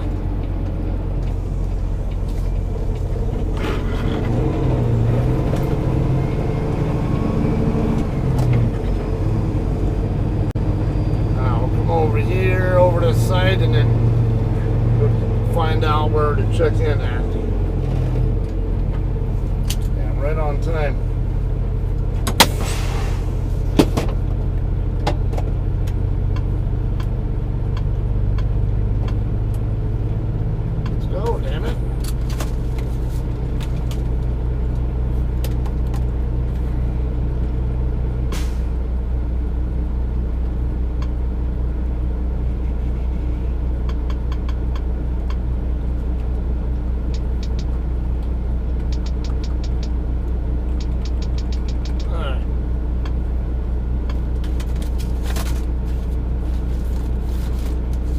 Checked in real fast.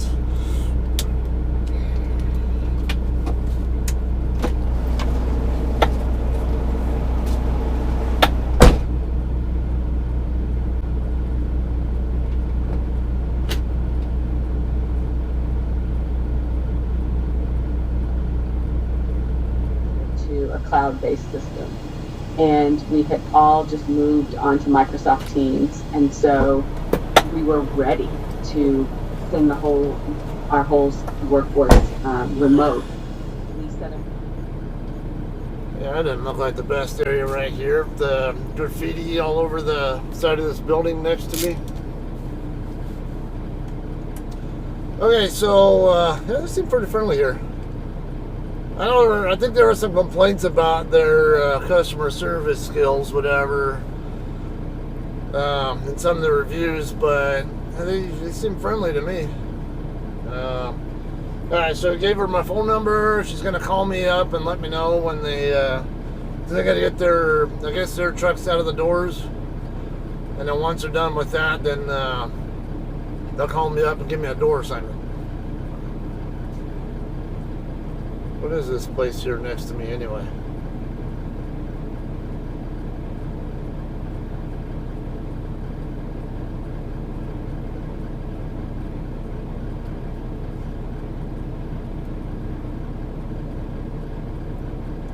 Doesn't even have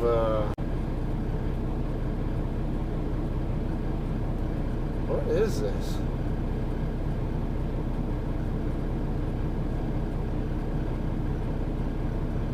It's not even, there's nothing even listed on here on Google.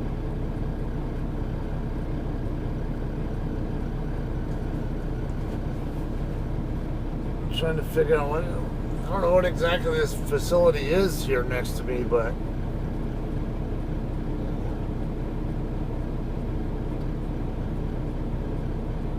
and then of course it'll be facing right at the Amazon warehouse, which is straight in front of me.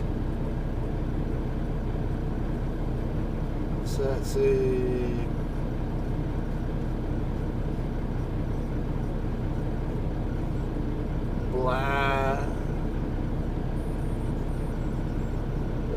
Blockbusters delivered? Huh?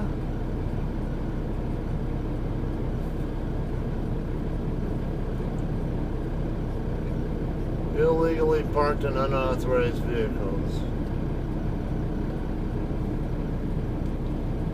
Alright, see what else we got.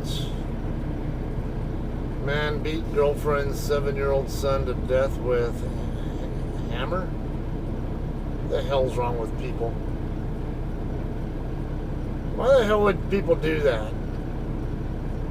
Either you're on drugs or alcohol or something, or something seriously wrong with you.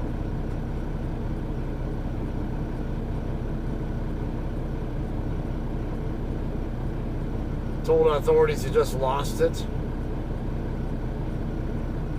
Carried out the deadly assault around 2:45 a.m. inside an apartment complex in the city of Beckley, West Virginia. I know Beckley, or I know where it's at, because I like stopping at the server spas over there. There's actually somebody I know, I think from my TSP group, who lives in that area. When cops arrived, they found a hammer covered in what appears to be blood on the living room floor. They discovered a young man's body lying on the couch with extreme trauma to the left side of his head.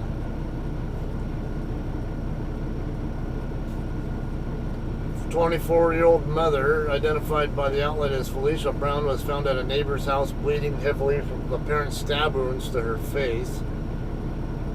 She was hospitalized in critical condition. A broken knife was also recovered inside the home. Thompson was arrested at the scene and charged with first-degree murder, attempted first-degree murder, child abuse resulting in death, malicious wounding, and 2 counts of domestic battery. Sorry, just killed that guy. Just lost it. Well, somebody lost their life because of your ass. Just kill it. He just needs to be destroyed. People like that have no business whatsoever being on this planet.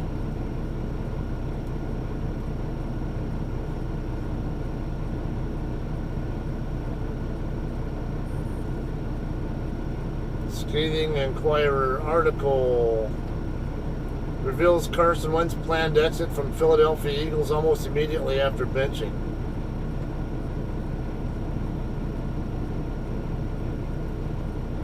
See that? Yeah, my ringtone up.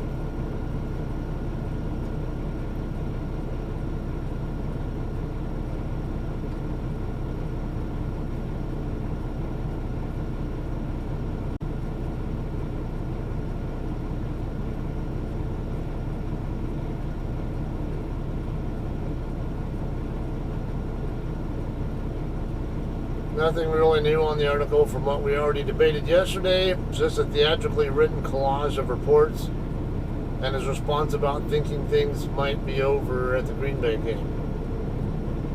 Wentz effectively admitting that a decent portion of his teammates thought he was a petulant asshole is noteworthy in my opinion. It means he was.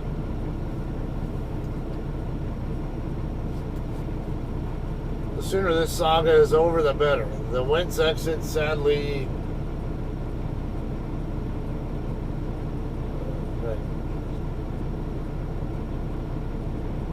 began after Nick Foles won the Super Bowl. He had his accomplishments diminished as everyone heaped praise on Nick Foles. The next season he didn't play as well, but he brought them to the playoffs. Had a chance to redeem himself and got taken out by a dirty hit. Eager to prove himself, he's watching the draft, and what happens? The Eagles draft a QB in the second round. Not a wide receiver, not a lineman, not an improvement on the defense, a quarterback. Then this season rolls around and it all comes to a head. The injuries, the media making a QB controversy, etc. He couldn't handle the heat. It's that simple. He didn't have the build to withstand the Philadelphia market, which was my biggest concern drafting the kid out of North Dakota. This isn't a good guy, bad guy situation. This is life. Shit happens and things don't work out. Rather than dwell on them, you move on. Carson will likely be more successful in a forgiving market, and the Eagles will likely be better off with a stronger personality at quarterback for the foreseeable future. I don't disagree with that. $1 million question that will be debated forever. Would we be in the same spot right now if we had drafted wide receiver, offensive line, or defense instead of Hurts? Was Wentz already too far gone by that point? Was it inevitable, or could he have rebounded last year under different conditions without a QB controversy pushing him over the... You know, that's a good question there, because them drafting a QB kind of could have been a veiled statement that, hey, there's something wrong with this quarterback that we already have. And as good as he is, maybe they had already reasons to think that he maybe wasn't the right quarterback for them for long term. But then why would they assign him to that long term deal though, or that high dollar deal that they did? So I don't know. It seems like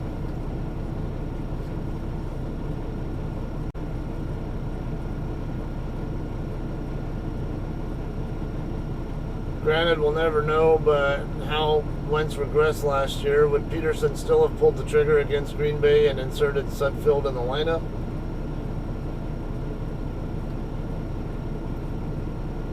Not a chance. Having the second round rookie was the only reason people were clamoring for him to hit the bench. Without Hurts, I don't see how we'd have done anything but ride the season out and hope Wentz bounce back this year. I could still see Wentz being benched, but it would have been a lot more like when McNabb was benched, out for a half and back starting the next game. Yeah, which still winds up being us riding the season out and hoping he bounces back next year, but with an extra step in the middle to maybe light a fire under him.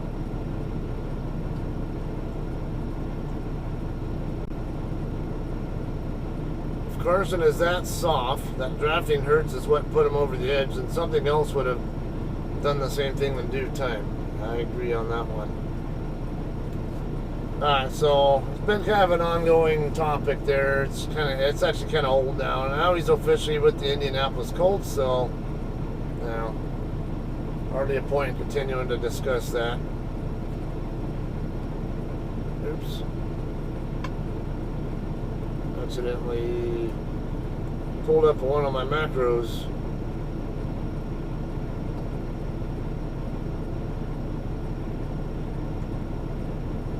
The LA Kings got beat 4-2 by the Golden Knights.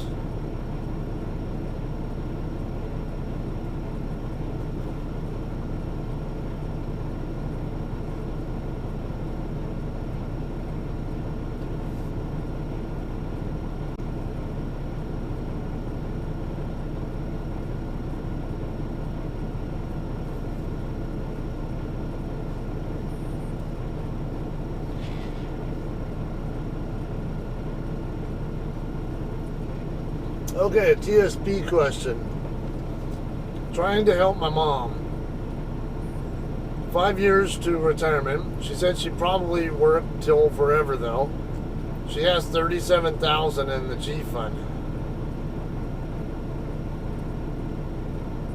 5 years to retirement and $37,000 in an account and invested in a fund that does nothing.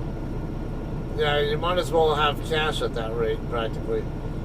It's so small that she doesn't plan to touch it or count on it in retirement, so we can treat it as 100% growth. I changed her future contributions to 80% S fund and 20% C fund. Okay, so S fund's a small cap, or basically the all market cap, or the broader U.S. market stock fund, and then 20% C fund is the S&P 500 base fund. I'd really like to change it to 100% S. As for current funds, I'm waiting for a red day to do an IFT. Would you do, or interfund transfer basically? Would you do small increments from the 37K, thinking one before April and then two in April? I would do the IFT right away.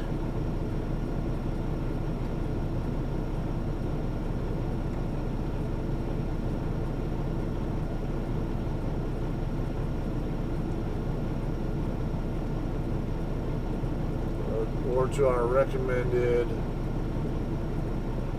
20C 80S distribution.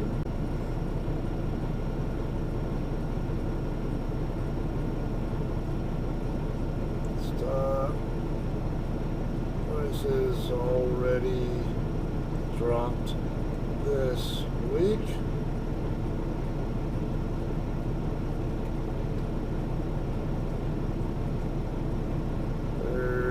No telling when bond yields will stabilize enough to allow the tech sector stocks to stop dropping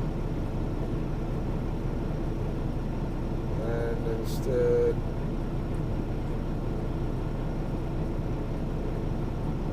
support more new highs. Now we did see some new record highs this week too, but they were intraday. I think actually, let me look at the chart.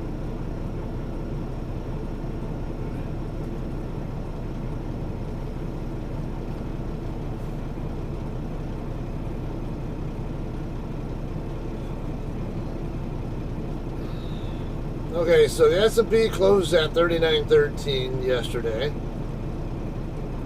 We'll go to the one-day, or the annual chart. Yeah, it hit a record high of 39.83 the other day.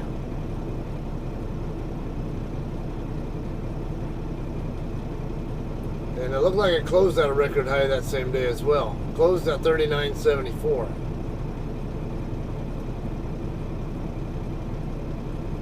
So 39.13 from 39.74. That is a, how much? That's a 1.5% drop. It's not huge, but you know, it's a drop nonetheless. And I'm not expecting prices to. I wouldn't expect much of a drop. Let's see. Also, closed Friday about 1.5% below its record high close, which was just set this week with the overall earnings growth expectations. I have for the S&P over the next year. I would not expect any price dips to go straight too far south of previous highs.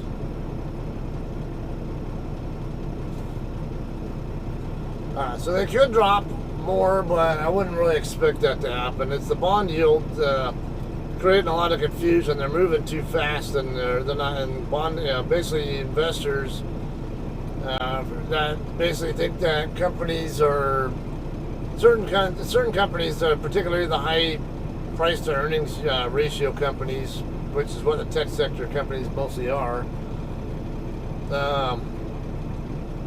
They're concerned about. They're moving away from those and toward other stocks that have better valuations, basically. So it's basically kind of an exchange of power where the stocks that are kind of dominating the index now are dropping, but as the other stocks start to pick up more influence, and they keep rising, it'll eventually get to where now it'll balance itself back out and then work its way back up. Once the bigger companies have lost enough of their influence, they're still going to be the dominators, but once their percent of the total market cap is lower, where it's not such a significant influence on everybody, on the entire index, prices can continue upward. And like I said, we just had new record highs set this week, so.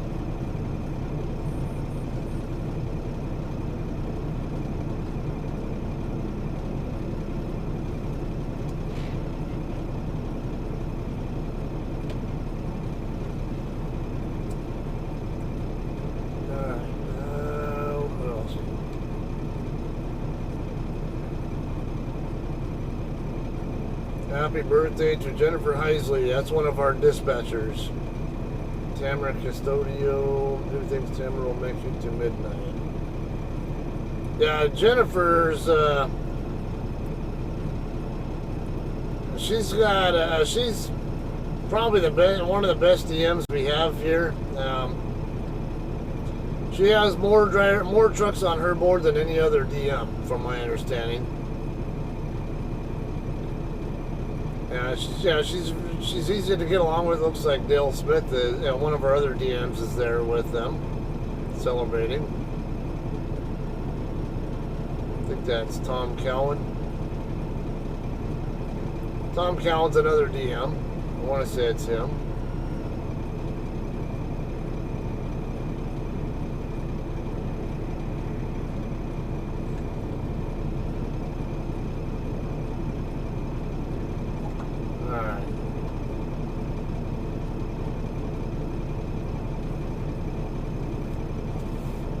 Why does DC 7084 suck so bad?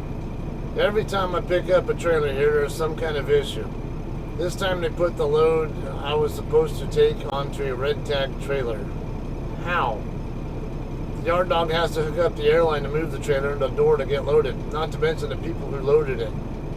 How did either of these people not notice this? Wow. Okay, now this is an England driver who does dedicated, Walmart dedicated, 7084. I don't remember if that's Colton. No. Is that Colton or Casa Grande? I want to say Colton.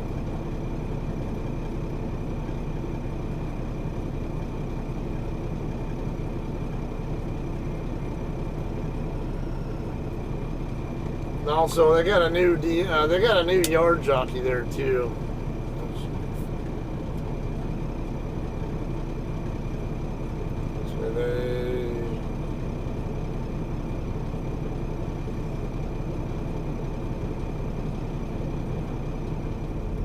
Welcome back, everybody. I got a doctor assignment just now. It's 7:12 local time, so it took over an hour, but they're ready for me. I'm gonna creep in. That way I don't kill my my wait time. I don't want to have this eating up my 14-hour clock, so, and I didn't change my status yet, so I'll just creep over here.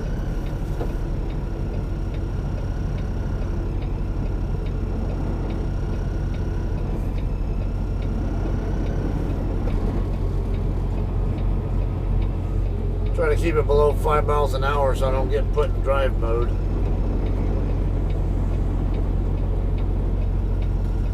Alright, so one of the trips I'm going to use here is to dive down into here. Don't want to get too close to the nose end of this Moesle truck here, though. It's got to also be mindful of tail swing.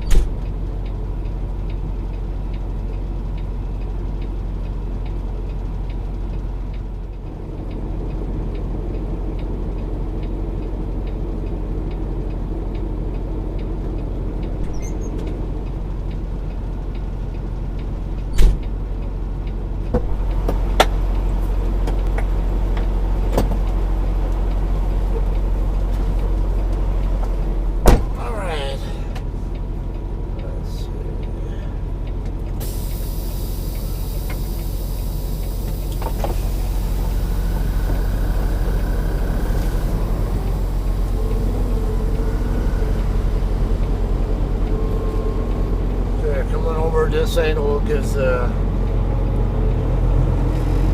trailer a better angle toward the door, which makes it a lot easier to maneuver in.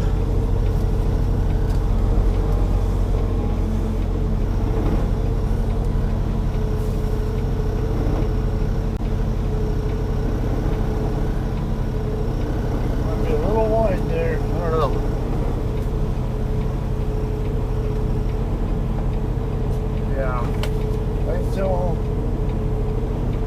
I can tell by the tire tracks that I'm too wide. That puts me in a risky position to hit the straight van over there. So I'm gonna do a 3-point turn, correct my setup.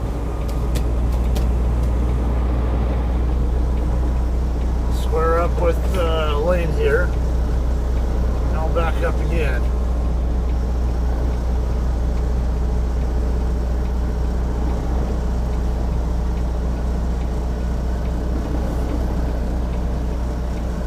Oh yeah, this is a lot better.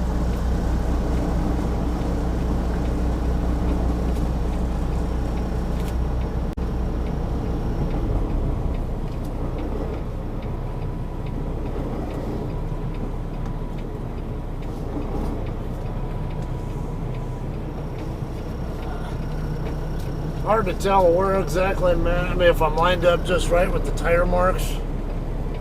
There are no lines and stuff here, so it's go a little bit further forward.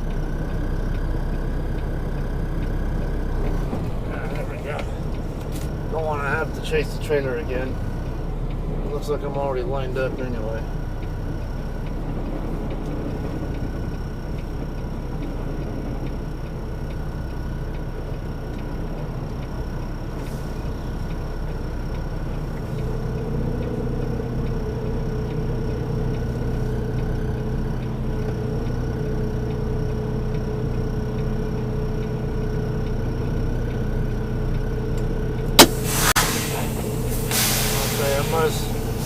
I was kind of trying to use that trailer, I mean the truck over here to my left as a reference, but he's got a shorter trailer, so that's one of those reasons why they're not always a good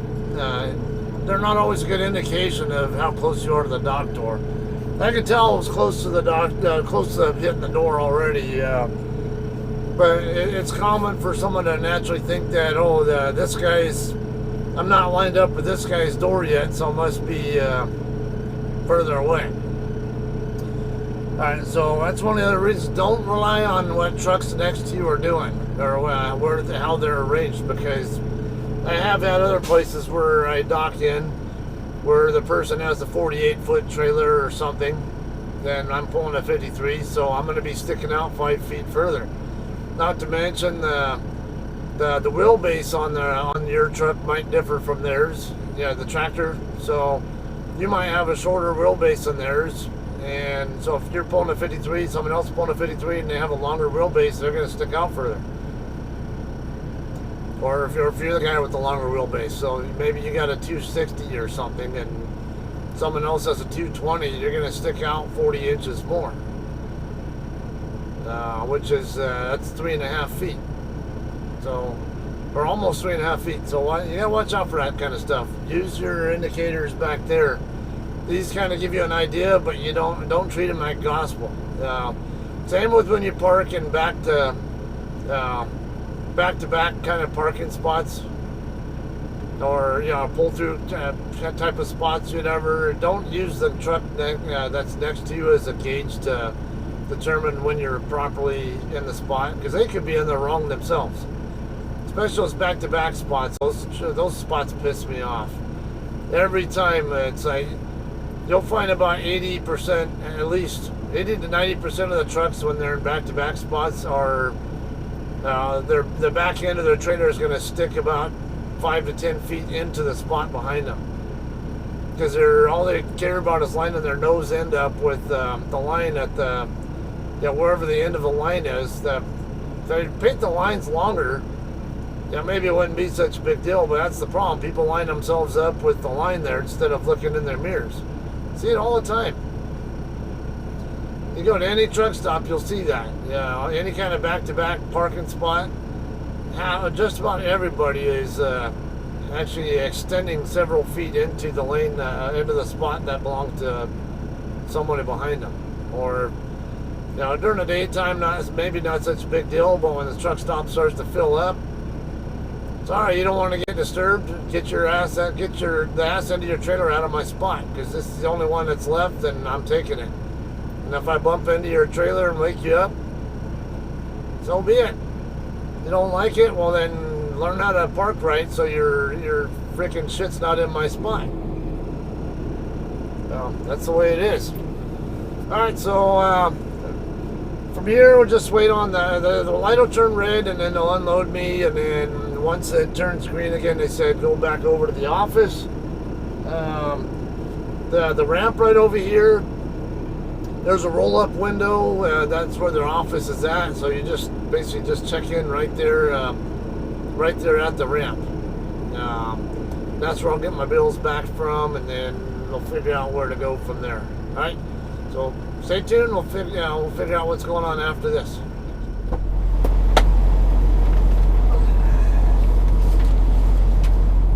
Okay. We're all done here, guys.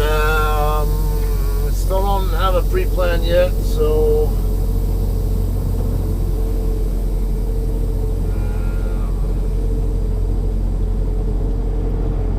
come out over here.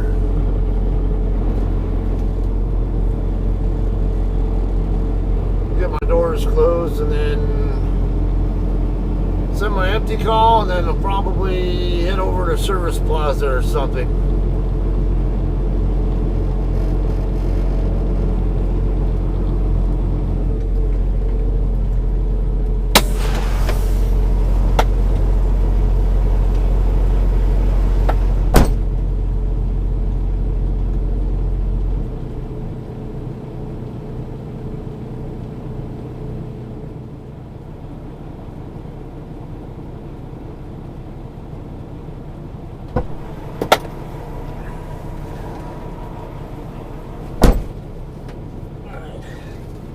Send my empty call real quick, and then I'll assume there's a Service Plaza on 294, but I'm on the northbound side, but I'll have to check.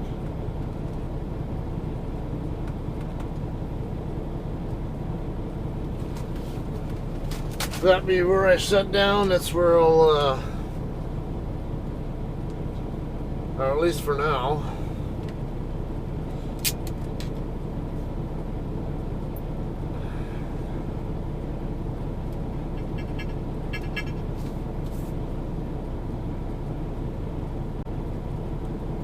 Service Plaza.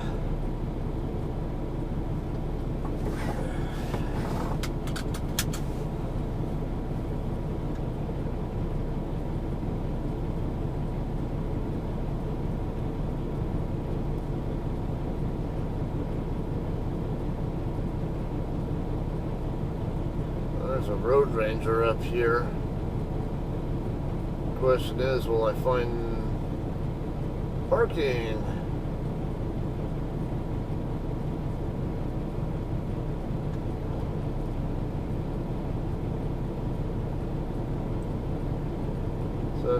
Okay, so that Oasis I can hit from both sides. Yeah, looks like it. Alright, so yeah, I can get on 294 and take that same Oasis and go on the other side. You have 8 hours and 0 minutes of remaining drive time. Okay, so we'll PC.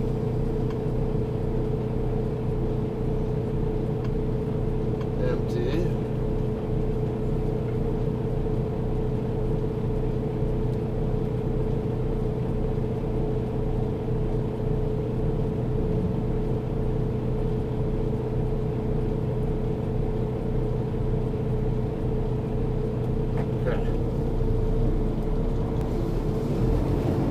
Get over to the Service Plaza and probably end this video, and then get another one going whenever I have any idea what I'm doing next.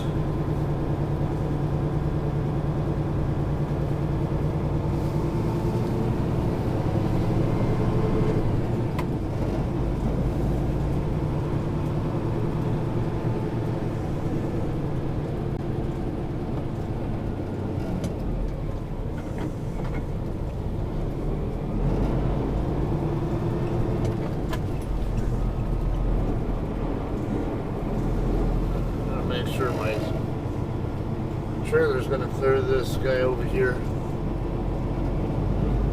Yeah.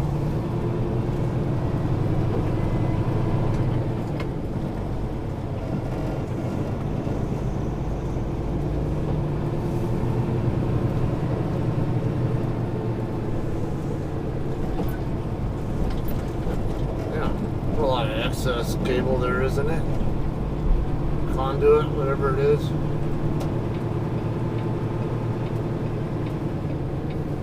Okay, I'm gonna make a left here on the 51st.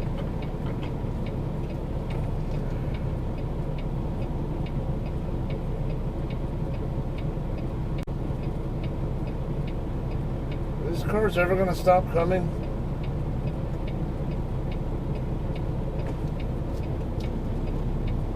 Come on.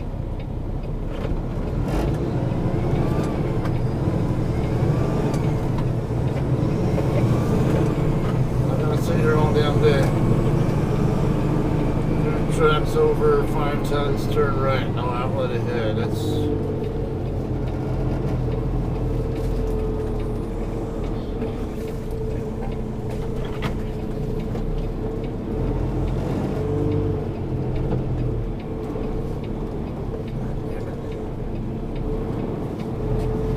a tight turn. Trying to avoid running over the curb, but it's hard to do that. I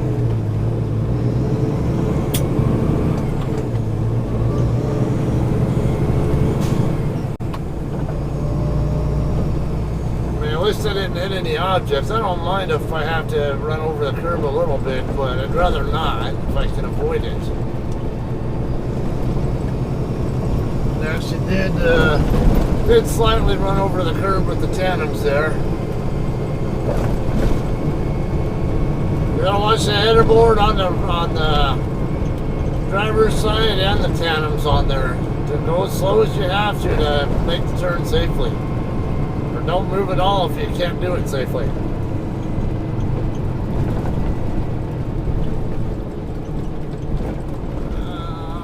No, this is not 47th. Well, now I know that intersection there. I mean, I could have used it earlier, but couldn't make the turn.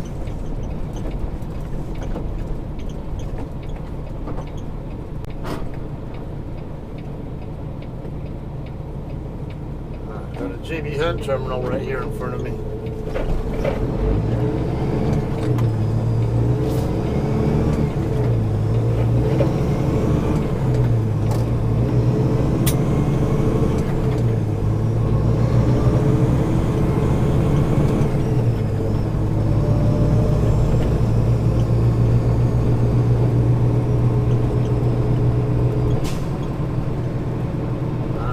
Take this down to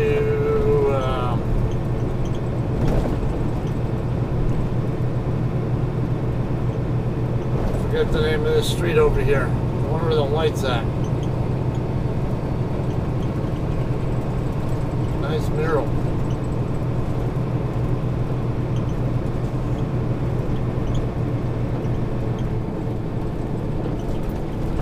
Yeah, Pulaski.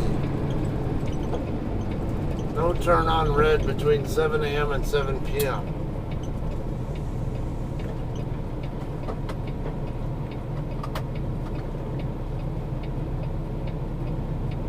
Is that weekdays only, or it doesn't say anything about weekdays only, so I assume that means any day of the week.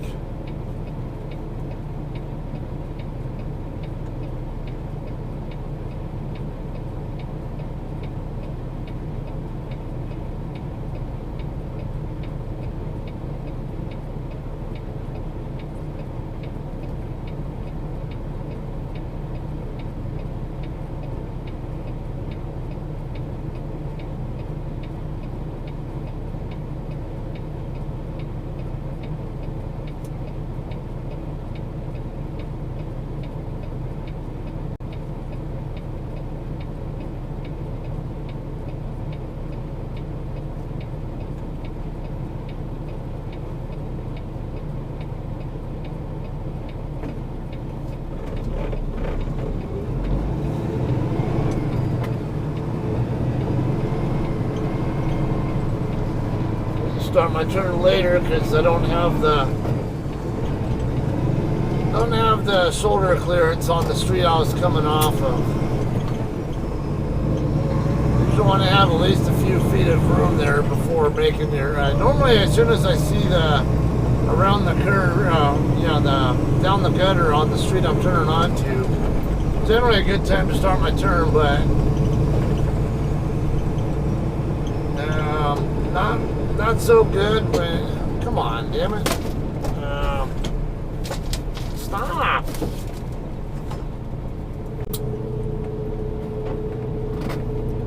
So when you're just starting out with driving a truck, as soon as you see the curb, going down the street you're turning onto on these right turns, that's usually a good time to start turning the wheel. But you're also gonna watch for how much shoulder space you have on both the street you're coming off of and the street you're going on to. Because that can impact how your turn ends up.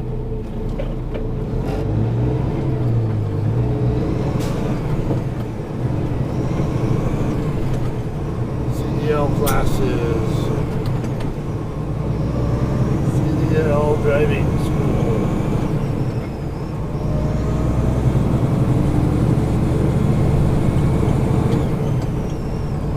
Alright, so if you don't have shoulder to work with, you gotta extend, go out like about half a lane at least before you start. Half a lane to a lane past where you normally would. I'd say at least half a lane, yeah, before you start making your turn. To make sure the tandems will clear the curb.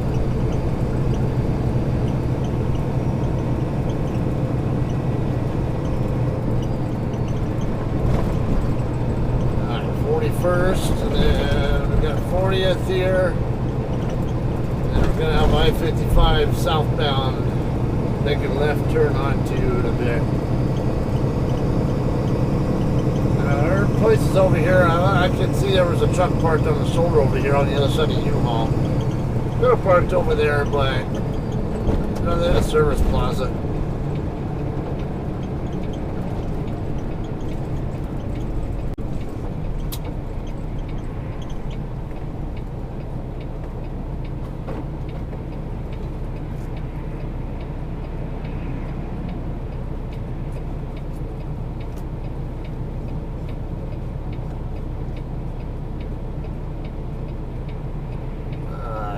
DM is in this weekend. She emailed the planner for a pre-plan. Okay.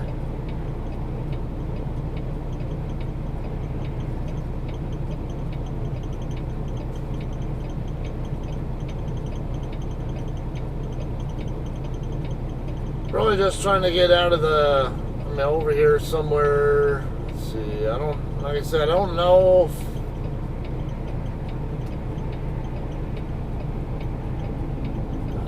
if I'm going to end up going toward Wisconsin or if I'm going to come down to over to Logansport or what. It's really could go any direction, which is the downfall of not having a pre-plan before I'm empty. If I already knew, I'd know exactly which direction to go from here.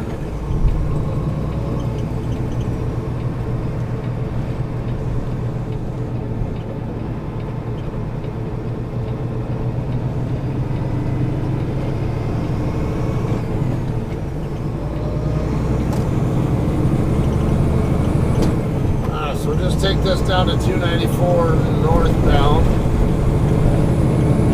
and stop at the Oasis there.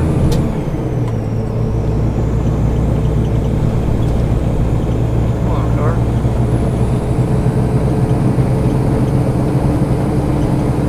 Get my speed up to make sure I can fit in there.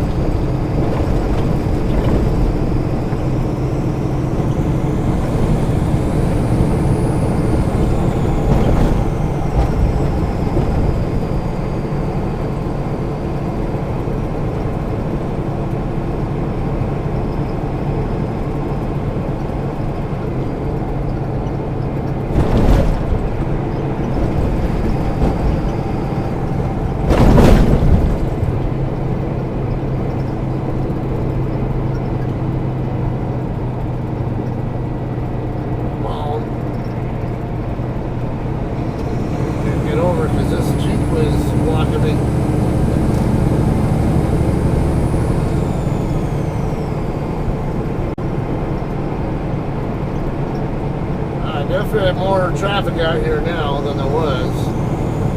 Hamburg Coach Truck Center, Fort Wayne, Indiana.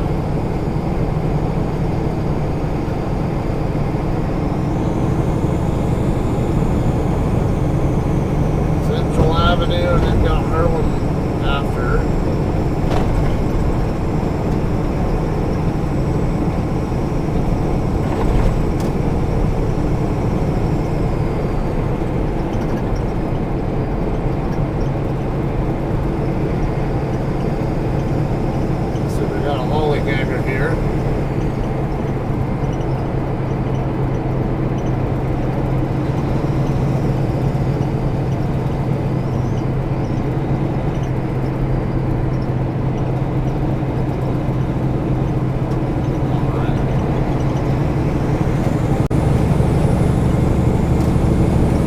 Already annoying enough, and then got all the on-ramp traffic to deal with too. Master Scoopers.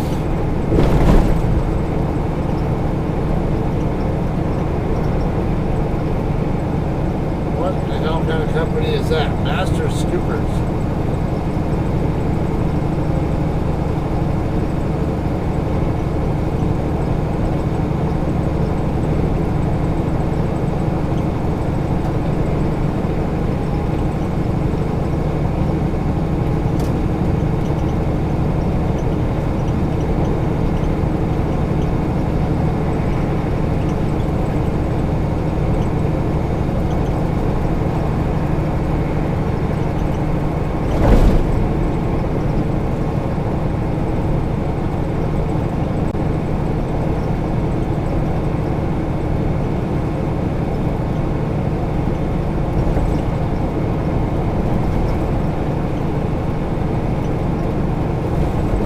So a friend of mine said he was at one of these, I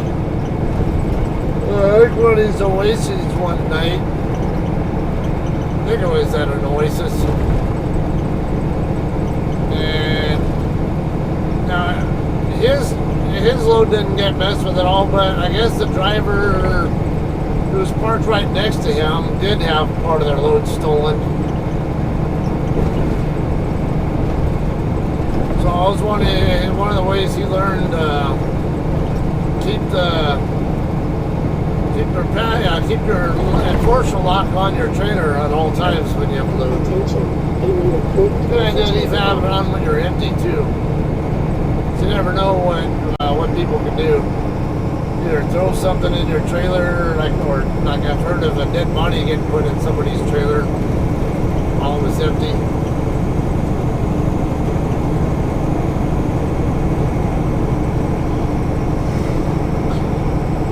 You never know what else could go on. Why aren't we in a hurry?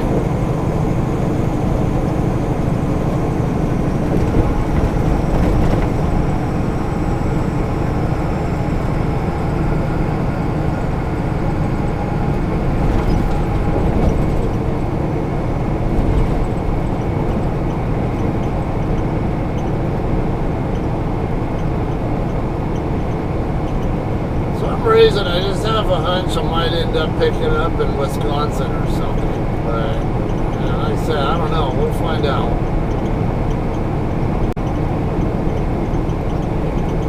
Nice thing is, all this time that I've spent now between sitting at the customer's lot and now, it's not going to count against my 14-hour clock, so I can still run some pretty good miles today.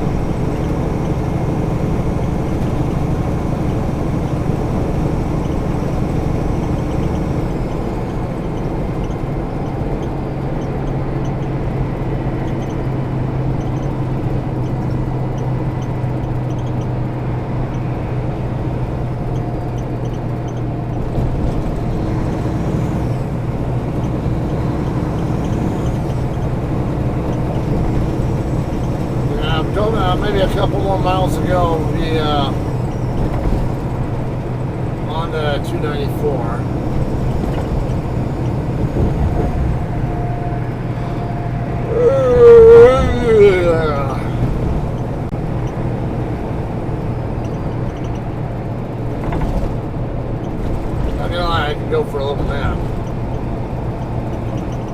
Hodgkins, Menards.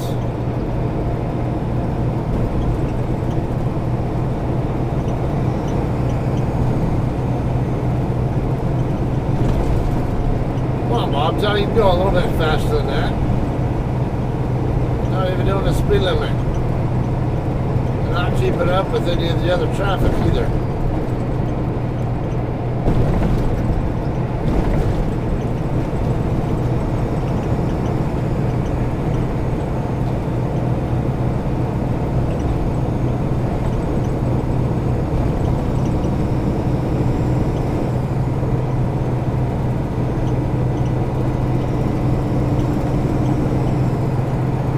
To go around them, but I can't. I don't want to commit to going around them unless I know for sure I can get all the way around them.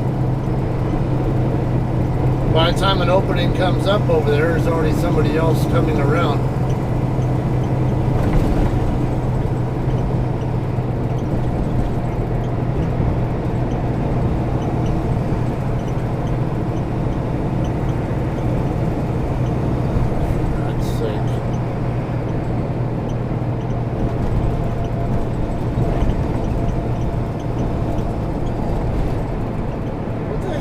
Slowing down for now?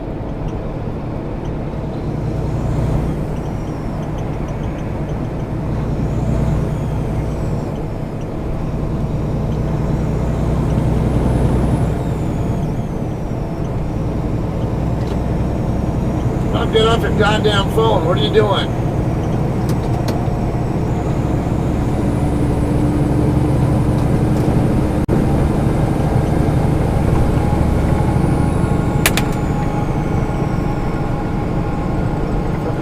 What are you doing 45 for?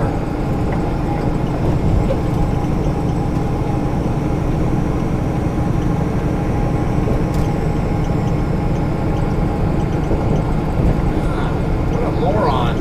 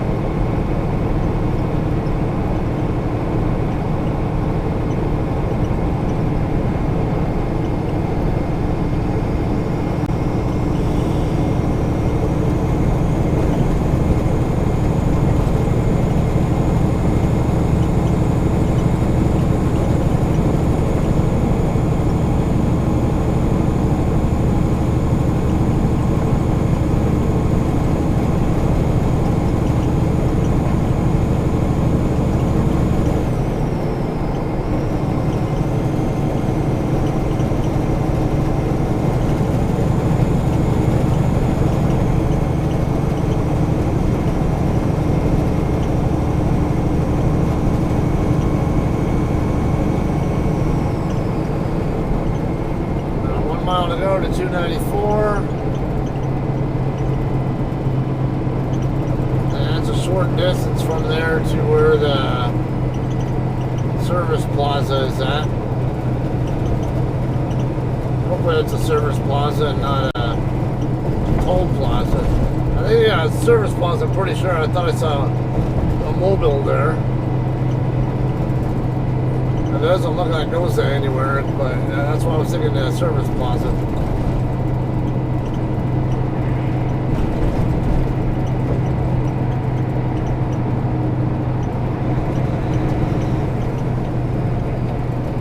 Come on, damn it! Get the fuck out of my way! You yield to me, not me the other way around.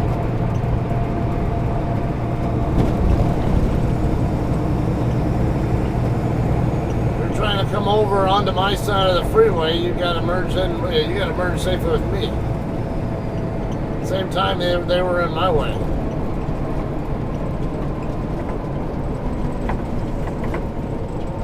Might not have been a big deal here. I probably would have been a little bit more nice to them if I'd known exactly what the arrangement was there. But that's the problem. I'm not Not so familiar with this area.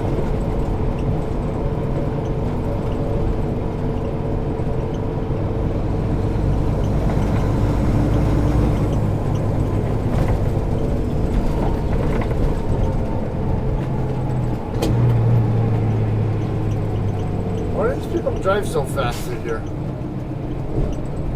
It says 15-mile-an-hour limit. Weird.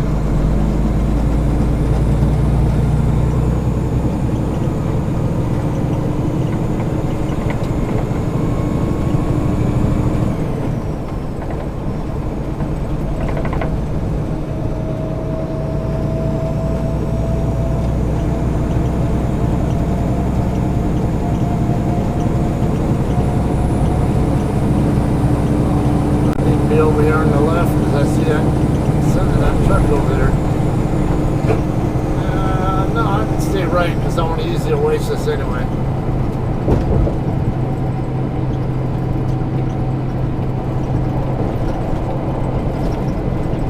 Hinsdale Oasis.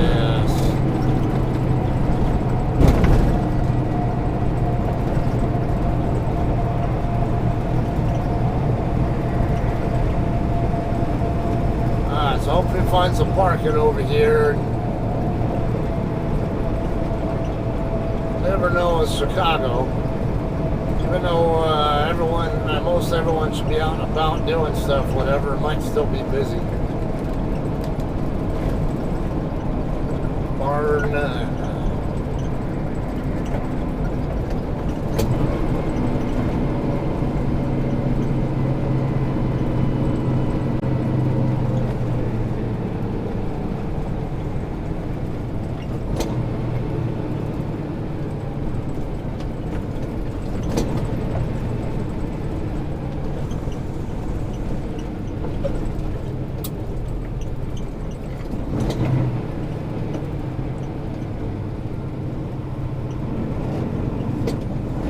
Dude, what are you doing?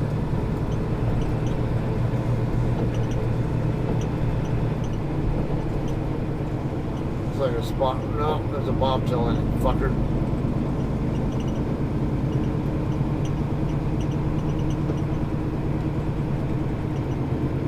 This is exactly what I was concerned about.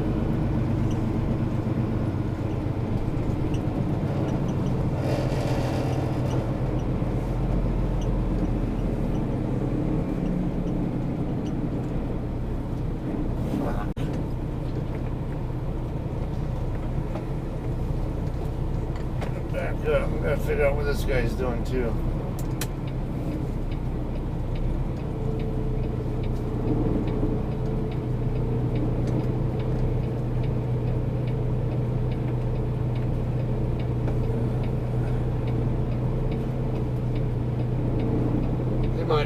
He might try to go for right in front of me. Once he's just trying to figure out what I'm actually doing.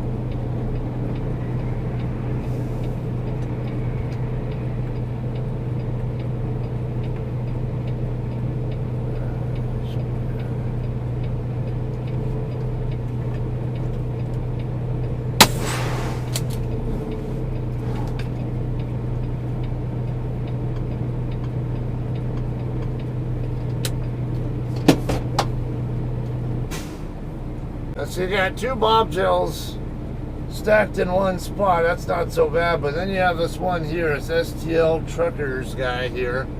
He could have stacked behind the other bobtail that's using the other spot. So now there's a spot here that could be used by a truck pulling a trailer, but now can't use it because of that. This is a no parking zone, but like I need to use the restroom and I don't have any idea what I'm doing from here, so I'll just stay in the area, whatever, and then if one of these spots opens up or something, I'll go ahead and try to take it. But aside from that, I'll hang out here. Alright, that's all for this one, though. So I'll have some more footage coming up soon, and you guys just hopefully stay tuned and try to keep putting stuff out for you. And for my kids, hello, love you. We'll see you guys soon. Alright. See you guys.